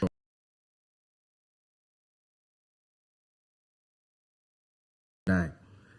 And some certain things, it creates a lot of panic already. And by that doing, you are kind of worried, sort of, and all that.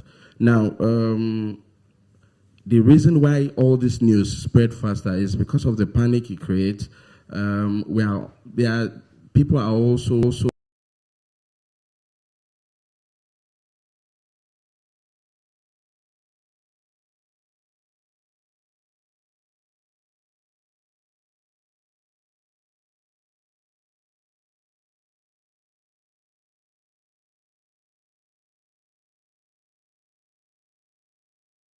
like the example you shared.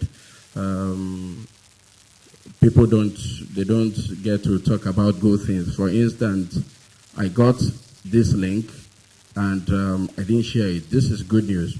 But if it were to be bad news, I can assure you that a lot of people will send it across all their WhatsApp platform group. You understand? I think we should be intentional about good things. And the only way we can start that is introduce it into our educational system. And ethnicity is a major one that I can't start breaking down because of time. Religious as well. Thank you very much. Thank you. On some of the points, he's just mentioned that there might be a problem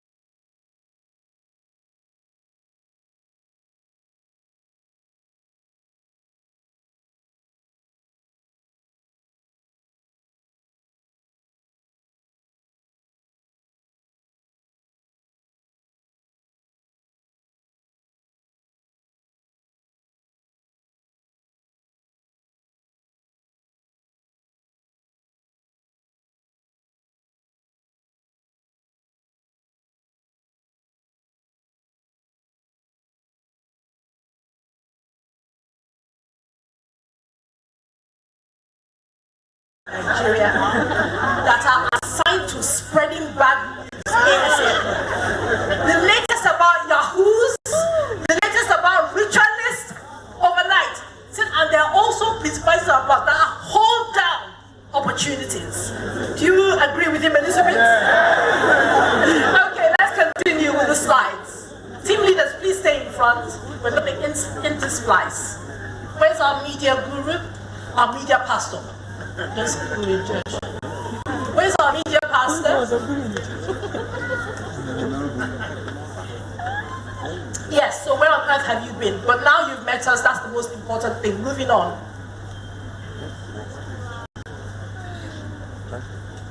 Who's that black girl in that picture? So you can see that it's me, even though things have changed over the years. Can you see behind 29th October 1990? One of my team said, Madam Essay, all these pictures that we see, put them in the presentation so they know that this thing is real. So that what they are calling 1990. So I put it in now. We have been into project management. We have enjoyed using project management. As a child, I used to be called the dreamer until I met project management. And through project management, I've been able to make my dreams a reality. Ladies and gentlemen, as from today, you have no reason for failure. Because you have the knowledge which you are going to turn into ability on how to transform objectives into outcomes. So yes, usually in those days, the only black. The only black is usually we snatch records, don't we? This opportunity which got me into project management, my penultimate year at University of London, I realized I needed experience. So I applied for an internship. So I've moved from being a project intern to becoming a project director. Out of 2,400 applicants, we went for the assessment, and they received application from people with any degree discipline. I couldn't understand it. Some of us were doing computer engineering, some were marketing, they said anyone. It was when we got to the assessment that we understood. They took us into this great hall, and we had to sit there and take psychometric tests. Someone say psychometry. They were measuring the quality of our brains. Out of those 2,400, 120 were successful, and I was the only black person selected. Let's give Nigeria another round of applause. So what they did is they planted us with senior executives. Because the mission was future MDs of Rover Group BMW. That's the caliber. But they were able to spot it while there were still seeds. Then they put us with giants so that our learning will be at an executive level. Through that, what our mates were achieving in 5 years, we're achieving in 5 months. That is the importance of mentoring. So I've been talking about knowledge. More importantly, experience. Now I'm introducing to you mentoring. Someone say mentoring. Mentoring. Elisha? Elisha Gehazi. Next. Introducing you to a tool. Remember I said project management is like a name that represents multiple subcomponental skills. So when you just say it's like a family name, which are the big family names in Nigeria now? Obasanjo. If you say Obasanjo, you know it means lots of things. Awolowo, it means a lot of things. Give us a Azikiwe, Buhari. Okay. So project management is a brand name that qualifies other skills that you have, so straight away they can say, yes, I know this person is at the right level that I need to operate on. You can start tomorrow. One of the tools that they taught us when I started this great opportunity at Rover Group BMW was the 5 W's and the 1 H. Please say with me, 5 W's, 1 H. They taught us in project management and business, but the truth is, it applies in every facet of life. What, why, when, where, who, and the H is how. Some people call it the 6 W's. They take the last W in how and emblazon it just to make it easier. But I learned it as the 5 W's and the 1 H. That's what I'm going to teach you. What? Project management is a skill.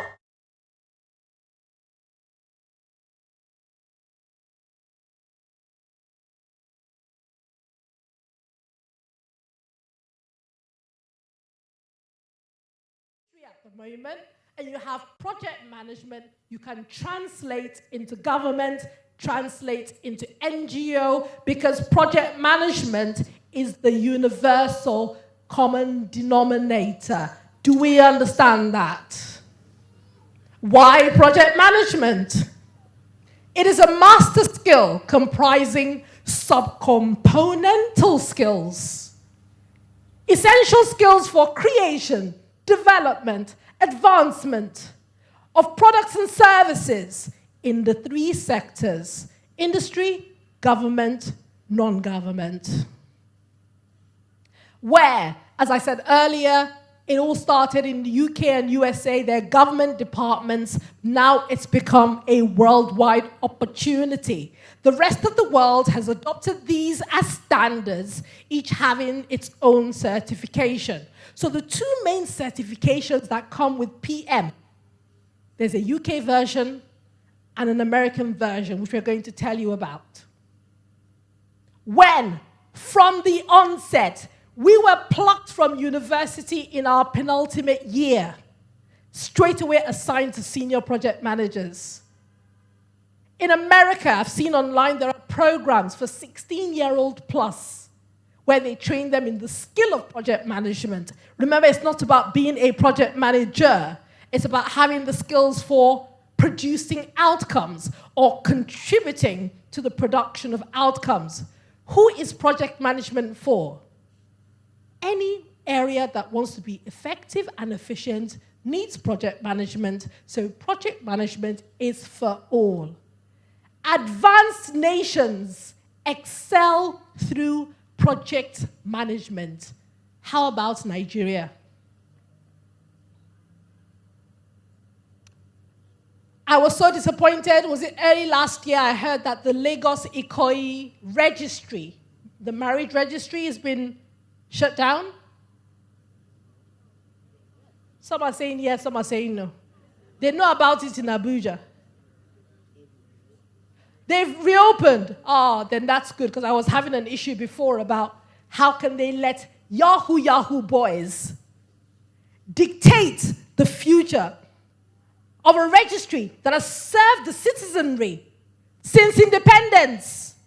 And then all of a sudden, Yahoo boys are coming in and marrying their white girlfriends, and then they shut it down. Let me give you an example. In the UK, about 15 years ago, we had a similar problem, but in the education sector.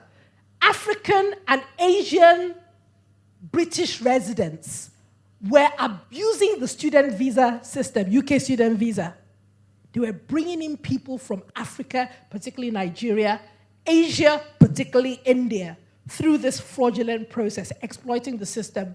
The minute the government got wind of it, they swooped in, project managed the problem into a solution. That's how today you have so many Nigerians who are paying through their nose for UK masters. They launched a UK education program after cleaning up in the UK, and all the fraudsters disappeared. They now upgraded the facilities and said, let's go and sell ourselves abroad. First of all, they were calling £10,000. Nigerians were paying. They're paying £10,000. They really like UK things. Next year, 15,000. Nigerians continue to pay. 20,000. Do you know who's enjoying the benefits? The British UK residents. When I was in university, we lived in student digs. I mean, you're a poor student. What else do you need? You need to see the facilities that students living at UK universities using your money. So you think the Queen is going to take from UK's money to upgrade the hostels? They're building en-suite facilities like hotels. The UK residents are even enjoying your own money because after you've done the masters, you have to come back to Nigeria or you have to find how you're going to go and settle and start hustling over there. It was, first of all, a problem. They didn't shut it down. They problem solved it using project management, and it has become an industry. I'll give you another example. I wasn't sure whether to share this because I was thinking about it last night. Should I share? I said, okay, let me share. Look at them, yes. They want to hear the tasty news. A lot of people have said to me, no, Sarah Adekemi, this your English, we've lived in the UK, we've been there. If someone is listening to you over the phone, you sound like a white person. Tell us the secret. So I said, let me tell you the secret. I actually had speech training as part of my development. See that picture I showed you earlier on? Say, hey, we knew that there was something. Because it's not today that we've been talking to people from England. Okay, by the way, I've decided that I want to follow you since you're my mentor. Show me the way. So I said, let's go online. Let's find the college I went to very many years ago. Went online. Fantastic website. Clicked on tuition fees. I almost fainted. When I did my course, I paid £58. Where are the mathematicians? Bring out your calculator. I've paid £58 for a 12-week course. 58 times 450. Give me the answer. When we logged into the college website, it's no longer for a term or 2 terms, which is 6 weeks or 12 weeks. They charge per hour. 26,100. Now they charge £150 an hour. Multiply it. And we checked in 2011. Only God knows what they're charging now. 67,500 per hour. When the Nigerians in the UK approach me for business, I don't want to do any long-term business. Oh, Sarah, we just need you to speak over the phone. Oh, good afternoon. I'm calling from Macali Limited, and this is to let you know they pay me £1,000. Multiply it. 450,000 pounds. 40,000 naira. And how much did I pay for the course? 58. 76,000. Only God knows how much it is now because we checked in 2011. That is how premium British education is now. You have to pay through your nose. So what's the moral of the story? Harvest when the sun is out. Because if you miss your opportunity, I get so upset when I speak to Nigerians and they're just discovering us for the first time. And I'm thinking, God, why didn't these people find us all these years? Back to the why does good news get suppressed and so on and so forth. Because there is timing for everything. Another example, Olumide Akinyemi. He was the first person who walked through our office in Marina in 2003. Introduced himself as a student of OAU, Obafemi, in Ife. He's about to finish off his architectural degree, and he heard about project management. He wants to do the program. He eventually did the program in 2007 when we started flying UK lecturers in. Because at that time in 2003, you had to go to the UK to do it. You couldn't do it here in Nigeria. 2007, he did the course, EMC, Executive Master Certificate. 2010, 2011, we asked him to do a small project for us. 2013, I was watching him on WhatsApp one day. Oh, he's now selling lands of 100 million naira. I thought, oh, Olumide, who was young when he walked in, you know, he's moving on in his life. 3 weeks ago, I checked his status. He's now selling land of 400 billion. Did you hear that? Land for multiple estates. I'm going to bring him to one of the seminars as an example of somebody who project management he has used to transform himself, who was part of the 2003 era, and 16 years later, look at him today. So let's move on with the slides. We're here to mentor you, to develop you, not just to get you excited and drop you thereafter. Knowledge, experience. I then spoke about M, which is mentoring. Knowledge, but above all, as you can see, E is in bigger font, bigger size font, is evidence that you are skilled to add value, contribute to the delivery of any project, and this is what employers are looking for.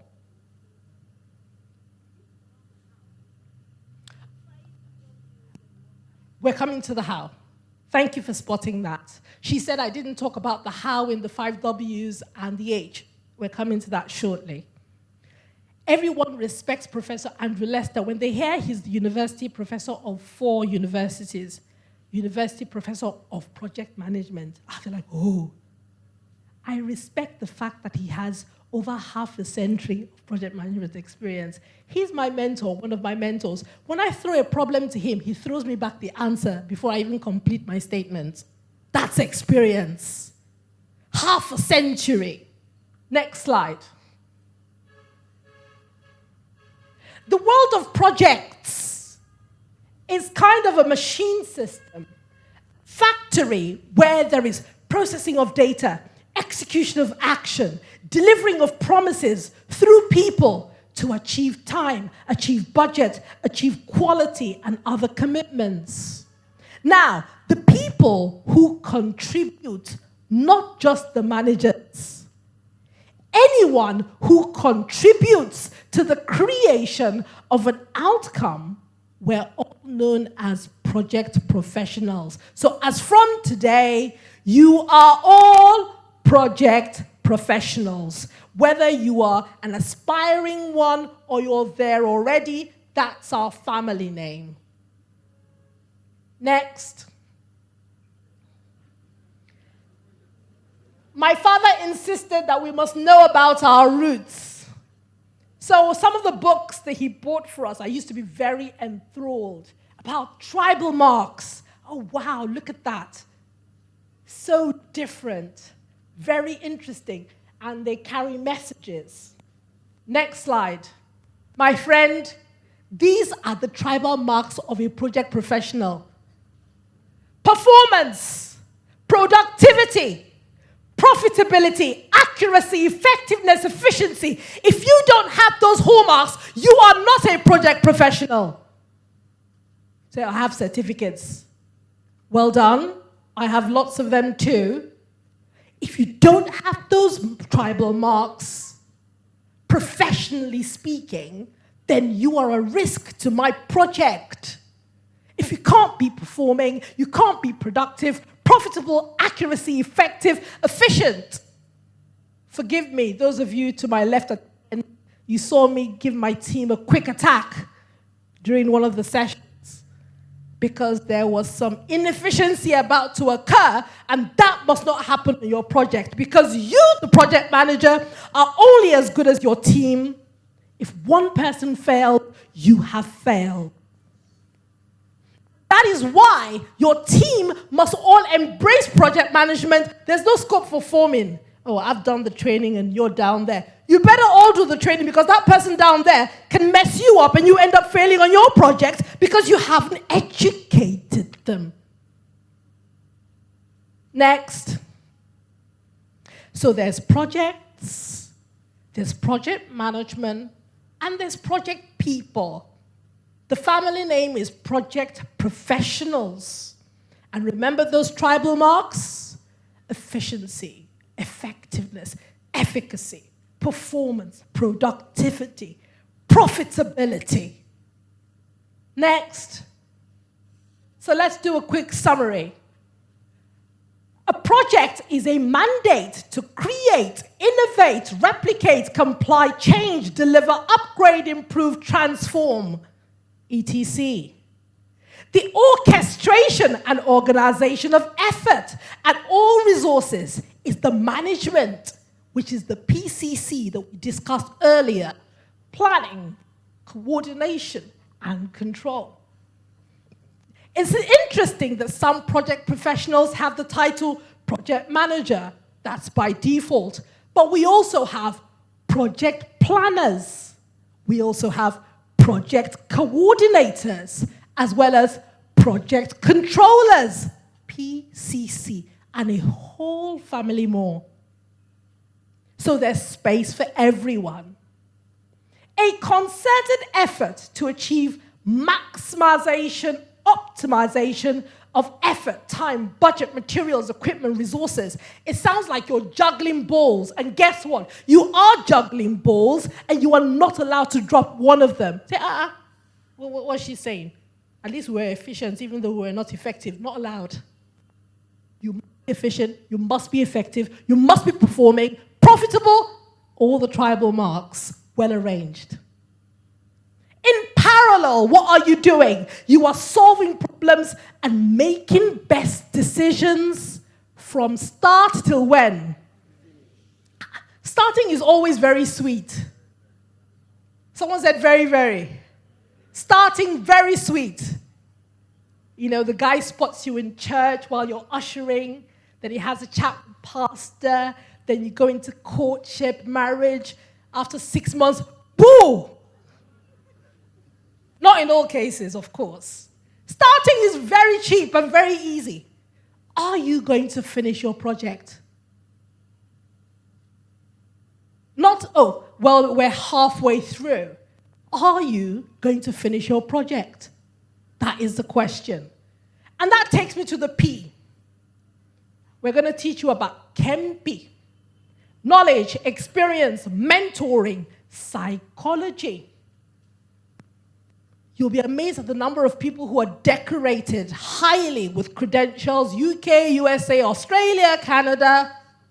But if you go, poof, they're running out the door. Willpower.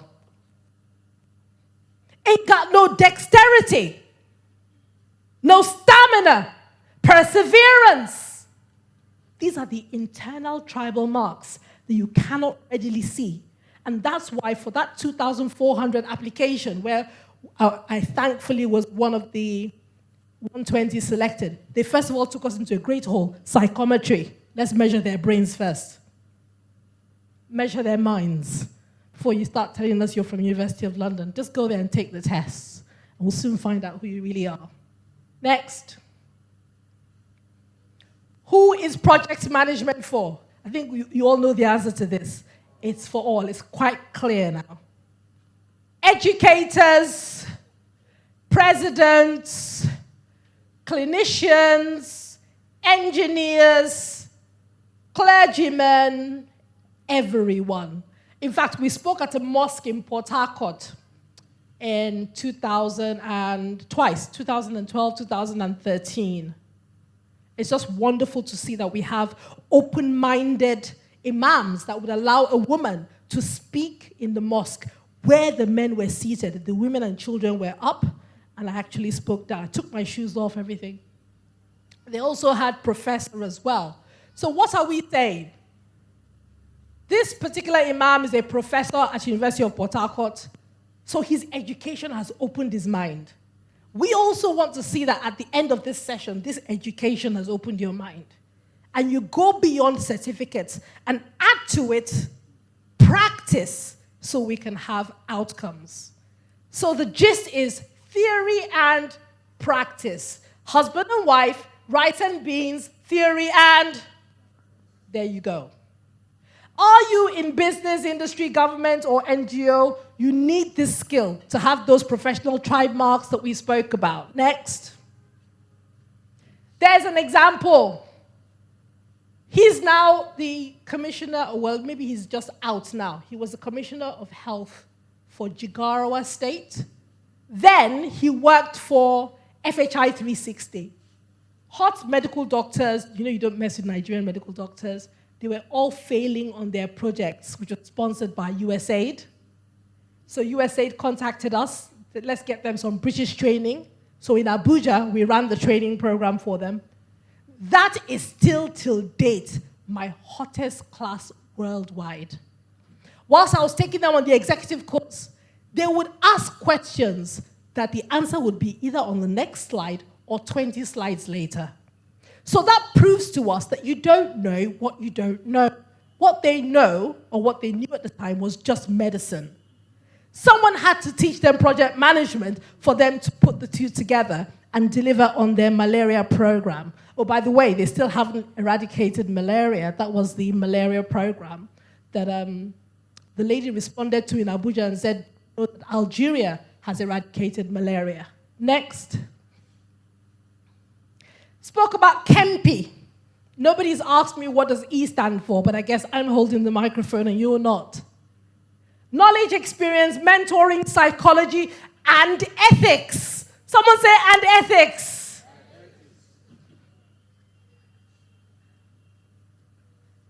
Sorry, are you members of the church? Okay, super. You see the way his hand is on my bag? I almost had a heart attack. My first trip to Nigeria, I lost one of my hard drives. I was in tears because I hadn't backed up before getting on the plane. So now you see me watching my bag, and this happened in 2007. KEMPI the second E is for ethics. And this last statement here, you only find when we speak at the churches, they're shaking their heads like, oh, how come these people have existed for so long and we're just getting to know about them? Who can I call? Is Damilola in the room? Can you take the microphone and help me with that Yoruba word, which I'm still learning how to pronounce? So if you feel as though you've been misled by other proponents of project management, hope is not lost. We can still work with you, and you can get the right certificates as well as the experience to produce skill. So tell us what that lady in Abuja said. Oh, she said gbese, like... No, otijebose or something. Yeah, motije gbese. She had been to other PM institutes, and she said, my goodness, if only I had known about you. So if you feel that way, there is hope, because we believe in what you call CPD. Who wants to tell us what CPD stands for? Continuous professional development. That's what I went through to become who I am today, and that's all I can offer you. I know you guys like things to happen overnight. Like in Port Harcourt, one of the churches, Sarah, we like magicians. In fact, we like people who lie to us. We pay just in case the lie may just be true. I said, well, I'm so sorry. I have no shortcuts to offer you because there were no shortcuts for me. I can only show you what I know so you can get similar results. Next. How do you get knowledge? You were asking about how, madam? There's a how. Because someone was like, okay, KEMPI, stand. How we actually get it. It's so annoying sometimes you listen to motivational speakers, they're driving with their Ferrari and driving with this, and then they drive off. No one sits down to explain how. So the K, those of you who know that a seminar is not enough. I think we all know that. I think we all know that I did more than the seminar to get what I have.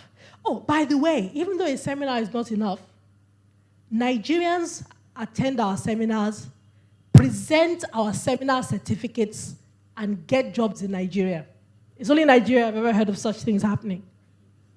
One man came to the Ikeja office, this was, I think, 2013, sharing money for all the staff.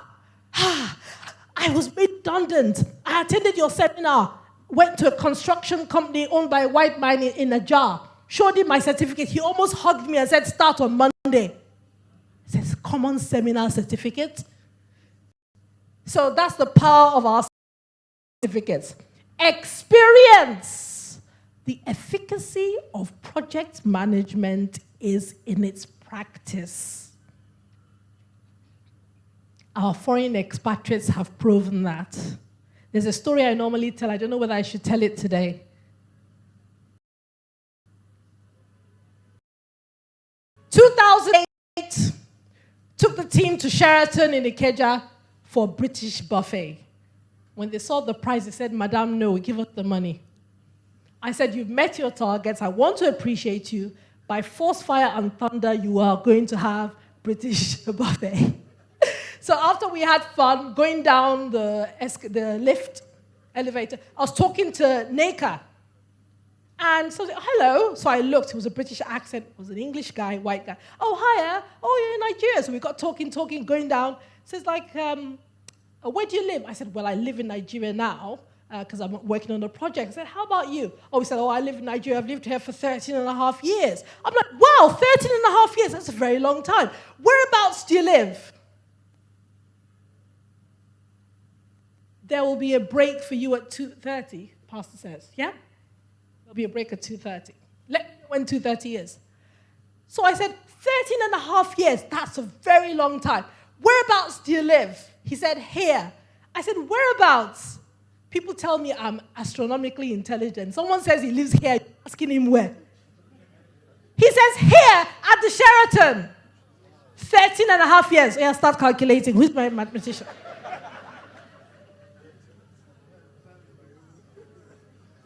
Babies are dying in our hospitals, lifeless, lopsided. That day I cried. I said, Lord, I have to do something.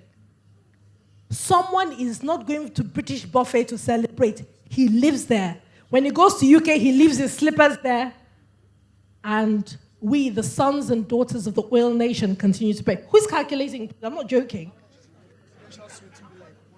Yes. Times 13. Those of you who have 13-year-old children, from you christen that child till their current age, look at all the experiences that have occurred. He's been there at the Sheraton. Don't worry, he's doing the maths. He's doing the maths. But then on the flip side, okay, I'll share that one when we get to the other slide. Let me not share it now. Let's go back to the slides. So many stories. That's the beauty of being a global practitioner. You learn so much as you move from... Oh, you have the information for us. How much is that for 13 and a half years? 702 million for 13 years. We haven't talked about his salary. We haven't talked about his salary. His allowances. You think he goes to local hospitals when he has a cold? Just a little cough. What they're going to pay, where he's going, what he's going to charge them for. I had a cough. Oh, yes. I remember I met someone in the UK. He had malaria and he had to be admitted at the Tropical Hospital in King's Cross, London. He charged them for being off work. And Nigeria's government paid like little babies. Because if he says he's leaving, someone say premium skills. So how much did you say? Almost $1 billion. I don't want to be disloyal to the Queen, because really I am a Nigerian, but let the truth be told. He's probably earning about £1 million per annum. What they used to be considering, they would earn about 500,000, but now they've learned this limited company system. So they charge you as a limited company, but they're the only director, so it's just them. How much is £1 million? That's £1 million pounds.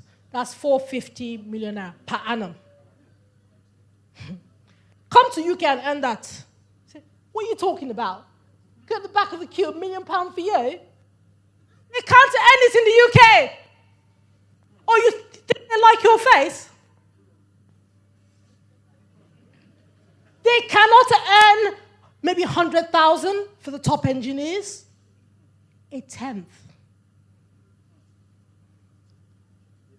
When they come to Nigeria, you can't fight them. Why don't you have the skills? Someone say premium skills. So if you embrace this project management by force, fire, and thunder, whether it's you going to the UK, working in Ghana, working in Congo, working in South Africa, you become extreme premium. Next slide, please. They can't earn up to just about 10% of that. Not to talk of living in the Sheraton. For how many years? So it is Kempi. I know in Port Harcourt they said, SA, we like shortcuts. I said, I understand you love shortcuts. I have none to offer. And I'm not even going to pretend, because I don't know the road to the shortcuts. All I know is the recipe that produces the goods. Someone's really tickling herself here. Someone's really laughing. I mean, they said, we love magicians and lies. We said, we know they're lying, but we still pay just in case it happens. These are the 5 ingredients. Don't say, what if I just do K and M and I just jump? You know, we like to jump. See, you're all smiling because you're guilty. How about if we just photocopy it and just jump over the mountain? So tell me the words. Just do K and jump to the last E. Okay, from K to E. Knowledge, experience, mentoring. Who is your mentor? Yes, you have a spiritual mentor, you have a fashion mentor, you have a physique mentor. Those people are not your project mentor. Who is your project mentor? P. That's what they always say. Psychology. I'm going to talk more about that. Let's keep going. Media. Okay, before we go into P, this is just like a summary page for mentoring. Mentors show you a map of success. You love shortcuts. They are your official tried and tested shortcut. Because they've made the mistakes. So they just tell you, A, B, C. Whereas if you're lost in the dark, you might go A, Z, P, Y, all over the place. They can give you something that's succinct. They keep you grounded. Once upon a time, Professor was, he had 30-something years experience. I had my little 10. Now he has 50. Do you see what I mean? So they keep you grounded because there's always something to work towards. In the case of Elisha, he had to see the cloak fall and grab it. They give you templates. Risk management templates, project planning templates, documentation templates, even with your career, how you should design your profile and present yourself. Mentors are wonderful. They teach you to deliver no matter the weather. This is where I'm going to give my example. Driving from Lagos to Port Harcourt in the official bus, 2009. UK sent a lot of things, so I said, okay, I will go with the things. Let me not fly. When you get there, they tell you how the bus grew wings, and then the item said good morning before they ran, and they couldn't stop. So when you are accountable, you take your seat in there because it's going to be a double insult. An insult on my career and an insult on my father, which is my nation. So I better strap your seatbelt. So as we're progressing, we got to the place where they sell these shrimp, prawns. What's the name of that place? You know the place? Ore. So after Ore, we kept going, then it started raining. So I thought, okay, we're going anyway, so we're not going to stop. Then in the distance, I saw on my left-hand side some men vigorously digging. They were going up and down, like my Nigerian people digging in the rain. No, we have to get there. So we got there, and I looked to my left yonder. I saw a white man pointing and giving orders, drenched in the rain, khaki shorts and a T-shirt. How many Nigerian ogas will do that? Hello? If it was a Nigerian oga or madam, from you hear the first thunder, boo. The oga's assistant just drives, boom, with the car. Oga, jump in now, I'm zooming you home. Can you see why they're being paid 702 million? Because they deliver outcomes without excuses.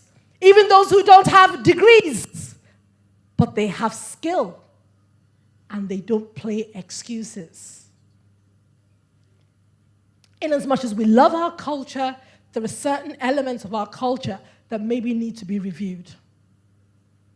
If it wasn't for Mary Slessor, who reviewed the killing of twins, throwing them to the waters, then maybe the names Idowu and Alaba wouldn't exist. So, open your mind.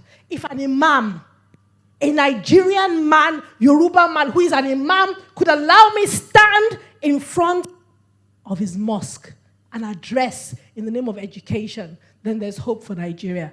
His name is Professor Abdul Razak Kilani. Just remembered now. You know him? He's one of the professors in University of Port Harcourt. Let me have my slides, please. So we're here to cast out ignorance and allow light to flow through. P is for psychology. These are the internal tribal marks inside. And you have to be almost like a detective to actually make an accurate assessment as to someone's inequalities. This was a test that we had to take. It was a measurement of the mind. That's why the color of my skin did not matter. It was according to the measure that they had to select. Oh, by the way, when I went for that assessment, my mother took me to Marks and Spencer's. You've heard of Marks and Spencer's? Bought me a lovely navy blue blazer, lovely outfit. When I got there, I said, they're going to know today. When I got there, I was like a shrimp. You guys just say whites. There are elitists, the ones I met there, in Hugo Boss. Oh yeah, someone, sir. I said, what's going to happen to me? But psychometry, someone says psychometry. Man, you either have it or you don't. And if you got it, no one can take it away from you.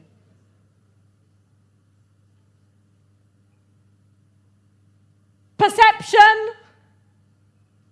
working memory, thinking. Forgive me, I'm a Nigerian, but please, it's in this nation that I've met illogical. When you say A, B, C, D, you can just hear B, Y, X. Illogical. Quick thinking without checking the evidence. So what if you've produced evidence? Is the evidence strong? Is the evidence doctored? You say, I have evidence. Give me that, your notebooks. The evidence, what does that mean? We have to scrutinize it precept upon, else we throw it out. Yes, she brought evidence. Therefore, guys, we need to upgrade. Someone say upgrade. Acting, I want to pick on that cloud. We all have an actor neuron. I'm finishing my second master's in neuroscience and psychology. It has transformed my personality because I understand certain human experiences are inevitable if you put yourself in that circumstance. And only God can change people, no one can. That actor bubble, if it's too emblazoned in terms of the neurons that are active, you find that the person is a fake person. Oh, good morning, ma. And then behind your back, But the person may have a UK masters. Inequalities. Someone say inequalities. So what is the P in ChemP? P stands for... Do you see why you all need to embrace psychology to make your project management produce results? Because if you select based on paperwork only, there might be something to catch you in the future. Next. So this is an exercise for everyone to draw this on their notebooks and do what you call self-assessment. Do we do self-assessment with our taxes in Nigeria now? Do we have that option in Nigeria? Okay, so you know what this is. So self-assessment, draw the box in your notebook and ask yourself, what is my project management knowledge quotient? Well, you've done the seminar, so you can put a little tick, just a tiny one. Next question. What project management experience do I have? Look, you either have it or you don't. So if that's an X, put an X in, and then we will now work towards turning that X into a tick. Yes? Number 3 is easy. You either have one or you don't. Who is your project management mentor? If you have one, you put a nice swoosh there. If you don't, it's an X. What is your understanding of psychology? You've got to head to the next slide. Please go back.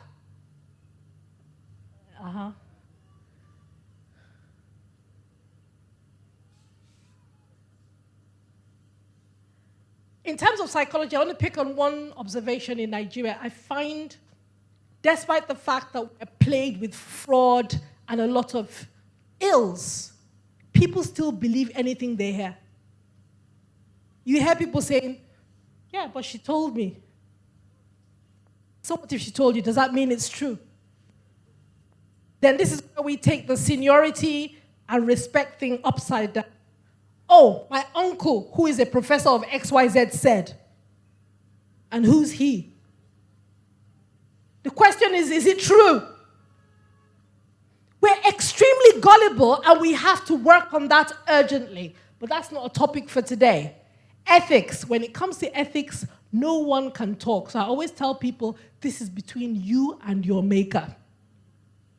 But in all you're getting, get ethics. And please ensure you work with ethical people, else they will stain your semi-white garments. Let me not say white, because nobody is pure white. So the semi-white that you've managed to maintain, they will just clump with blotches, because you're the named accountability. Run off, and then you're the one who's got to face the squad.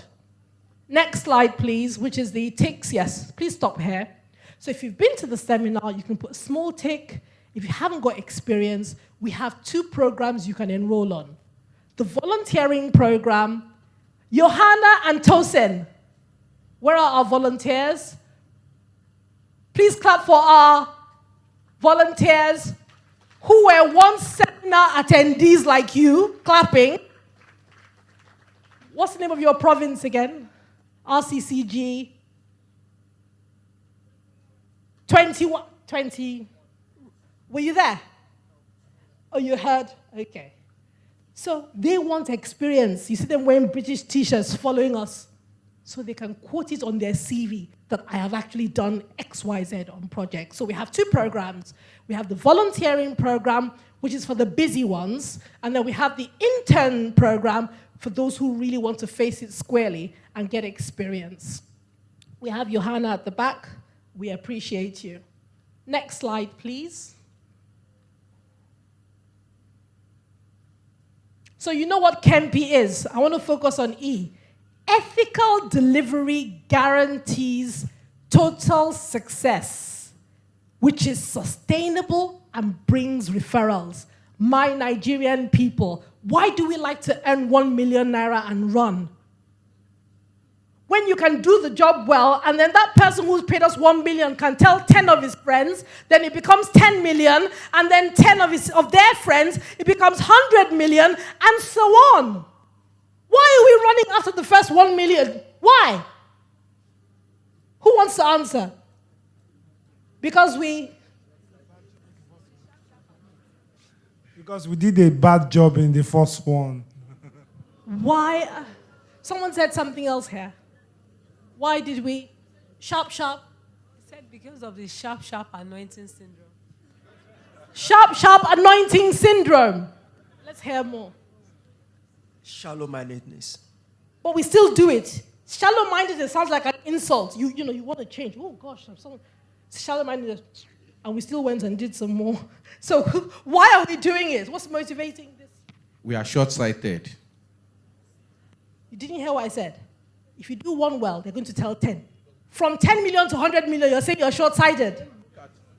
Because we don't always look at what we can gain thereafter. We just want that one, do that one, and move up. We are short-sighted. We cannot see beyond now. I can't understand what you're saying. It's not actually going in. I think it's complacency. We are complacent. That's what I think. I really, someone needs to help me with the microphone because this is,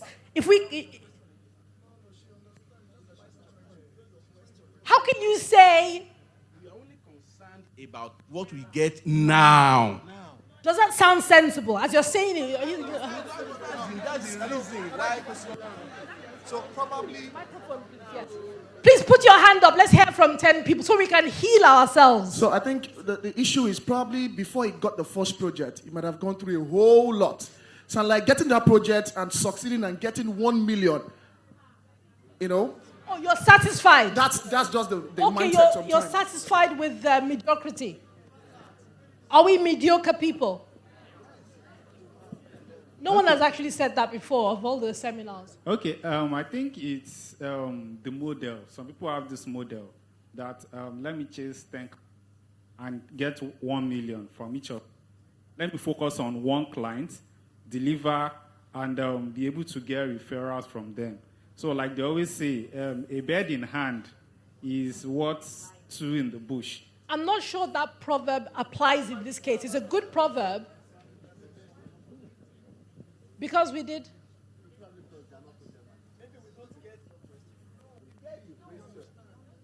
No, are you saying that we are a mediocre nation? I find that very difficult to take in. One last response. Let's hear from the back. Maybe we'll get some insight.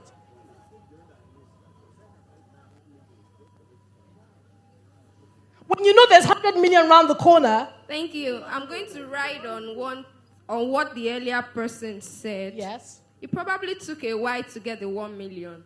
So people would rather stay. I've seen the 1 million. What if the other 10 does not happen? Negative and we don't have faith. Okay, let's continue with the slides. We'll come back to you. You've not seen the 10. Okay.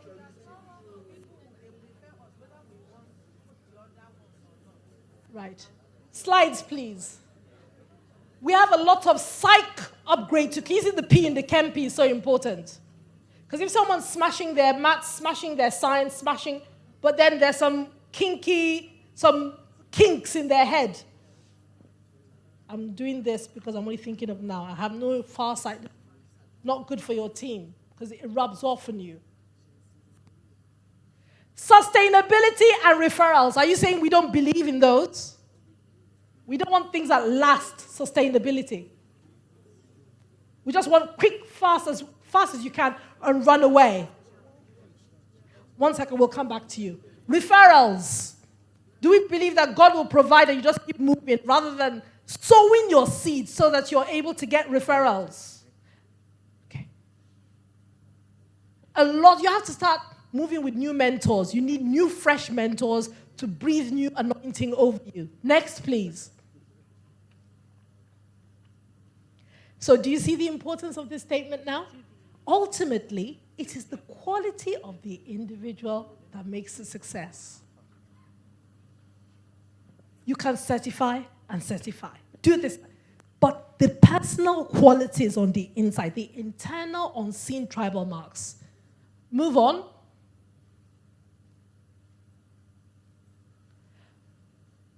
So there is theory, practice, personality. Next slide. And this is where the expatriates are dusting us. We are smashing academic records. Time management. Do we smash? Self-management. Do we smash? Communication. Who says we're trying? What I find in Nigeria is communication is insinuation. You like to drop hints. Sometimes people are not direct. Communication is gossip. Everybody else hears behind your back as opposed to you. Communication from the boss is aggression.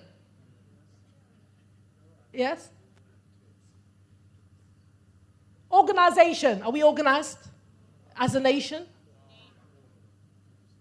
I went to a state and I asked my team, is there a living governor in this state?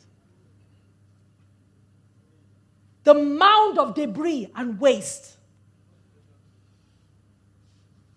I'm told it's time for a break, but what I would like to do, Johanna and Tosin, can you please come forward with attendance sheets? If anyone has not filled in the UK one, please put your hand up so you can fill it in. Because the UK like to communicate with Nigeria directly. I won't tell you why. but they like to do that directly. And there's also an agenda, which I believe has been handed out, which is like your contract with the UK. Any claims that are made there, when you go to the Nigerian offices, you have something to hold them to. Johanna and Tosin, can you come forward and just wave the attendance at the crowd? If you haven't filled in the UK one, our pastor has been wonderful. They made arrangements. We had a bit of a hiccup. Please fill in the UK one, because you will only be hearing from the UK and not the Nigerian team. That is the policy for now. So at this stage, I think I want to call upon, is it Pastor Olubenga? He wants us to have a break. I can't see Pastor. Pastor Olubenga. Pastor will tell us, he will tell us, yes, sir. Can you please come and, we're breaking now. People are asking how many minutes, so you're the one to let us know what the rules are. We have to follow the rules of the house, okay? Thank you.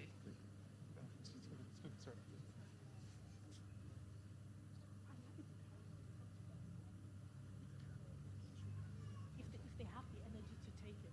Well, not many people can.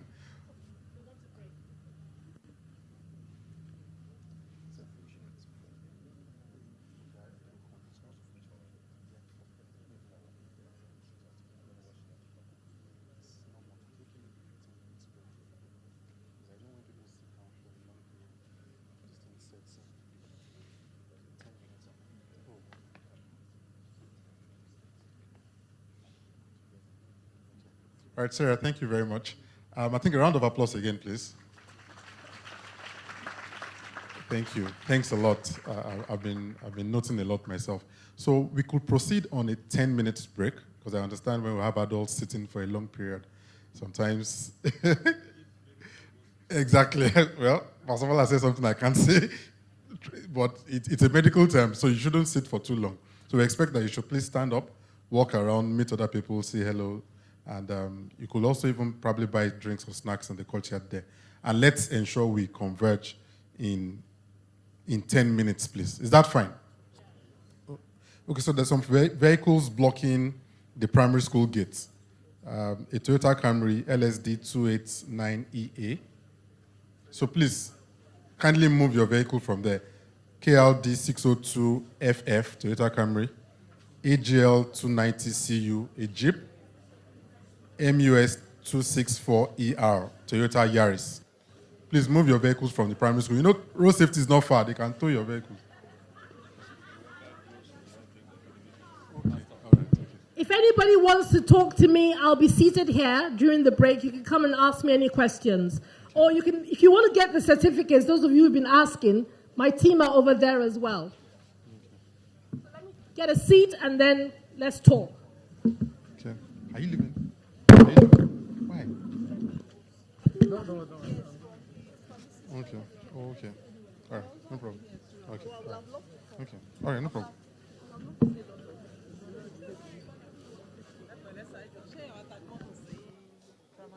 You are blocking. Are you blocking someone? Okay. Please let's ensure we get back in 10 minutes. There's still a lot of information to be shared.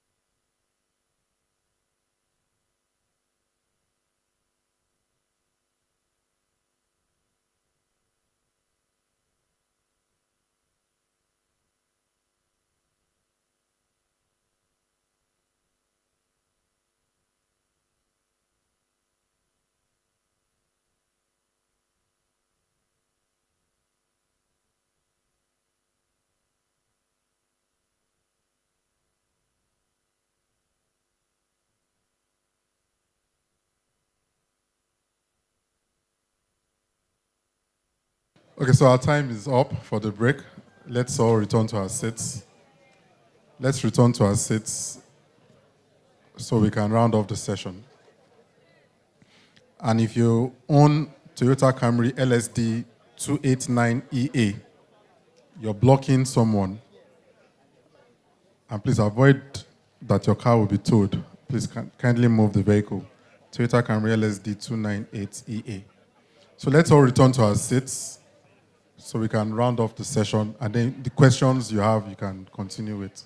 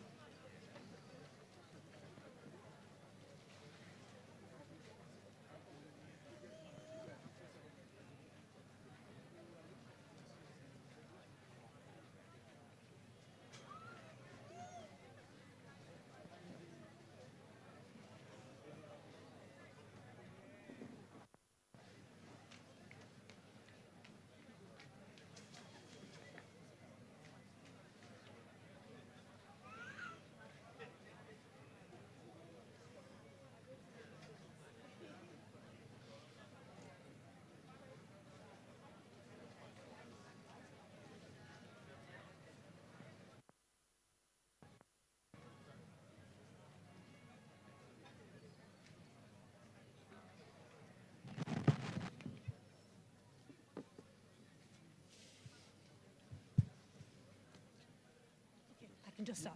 Okay, great. Welcome back, and let's jump right into it. As I mentioned, to my left is the area the expatriates are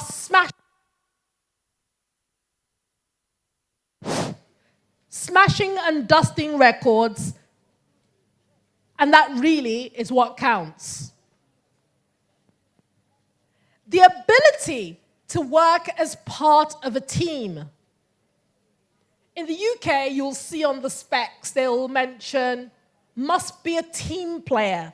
And you think, oh, well, that's a simple thing. There are some people who are as mean as anything else. They can't work on a team. They're always looking to trip you. Stamp on your feet when you're not watching. Someone smiling. Are you guilty or you've had the experience? I've had the experience. So that you have a first-class degree and Australian masters doesn't tell us everything about your character, your capabilities, and your personality.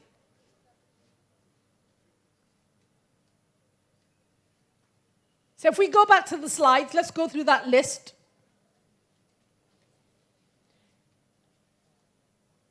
Amazing. This is one of the mistakes I made the first time I came into Nigeria. That's why my neuroscience and psychology course has really helped me. British thinking is very different from... Even though my brand name is Nigerian, so you can call anything, anything. You can have a first-class degree, anything. But what is on the inside, the mechanics, is what counts. So these days, rather than coming against the culture, I step back and I try and work around it. Very difficult for the average Nigerian to take the truth. Why is that?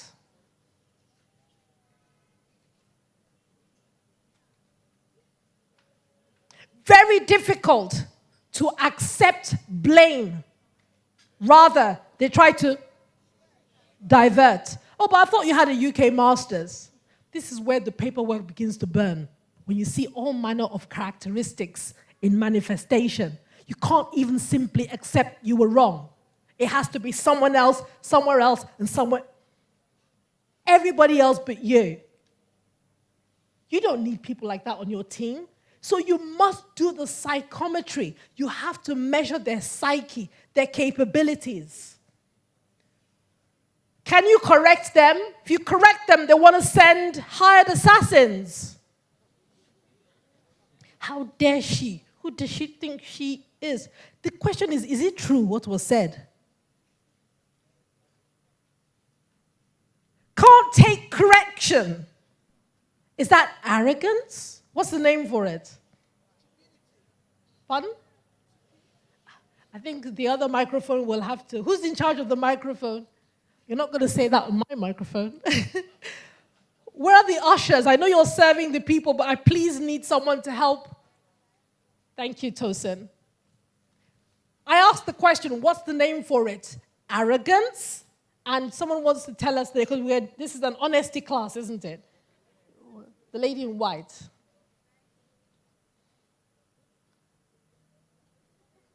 Oh, she's shy now.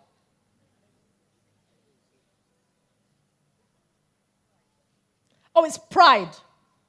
Not wanting to take correction.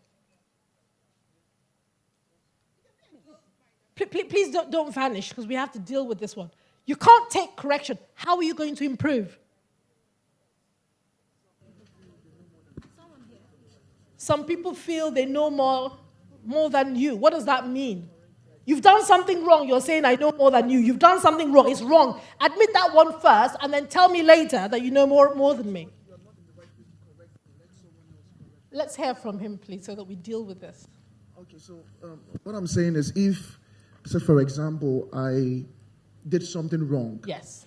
And say a junior team member corrected me and said, this is what you did that is wrong. No, it might not even be a junior team member. It might even be, it might be a colleague, or it might even be your superior. You'll be amazed. I think sometimes it's just a character thing. Some people are just proud, natural, and feel you cannot just correct me. Or it might be the manner of approach, the way at which the person is correcting me. Yes, I must have done something wrong, but it might be the manner of approach. So it's relative. It's amazing. Yes. So a lot of people have You've done something wrong and you're still having mouth to say manner of approach. Yes, people do that. Yes, a lot. People do that. So it's relative. It depends on after doing something wrong. Yes. A lot of Please give other people the microphone, because we have to deal with this. This is how projects really fail. When you have a team of all manner of characteristics. What I've come to observe is that in Nigeria here is when you take a blame, then the system punishes you severely. So you don't want to be punished. You want to protect yourself. You want to defend yourself. So even when you are wrong, you try to argue to wriggle out from the situation. Argue and wriggle out. Let's hear from our lady over there. A lot of what you're saying is not, I can't take it in. I'm trying to take it in, but... I think it's a character thing, just to buttress what the young man has said, in the sense that we hate to be the bigger one, to take responsibilities for whatever we've done. We hate it. We hate it. So we'll rather push the blame to someone else.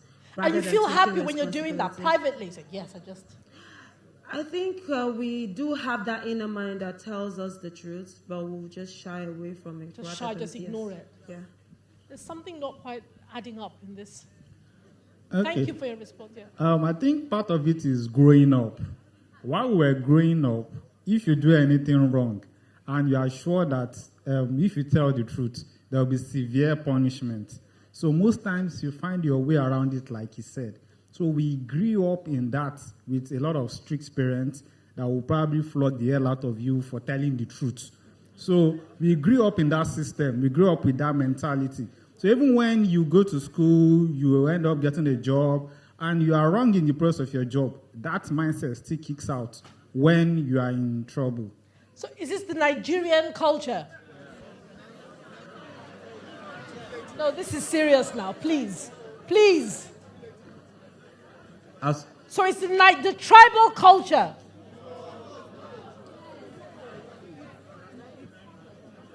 Okay, last comment. I want to add to it.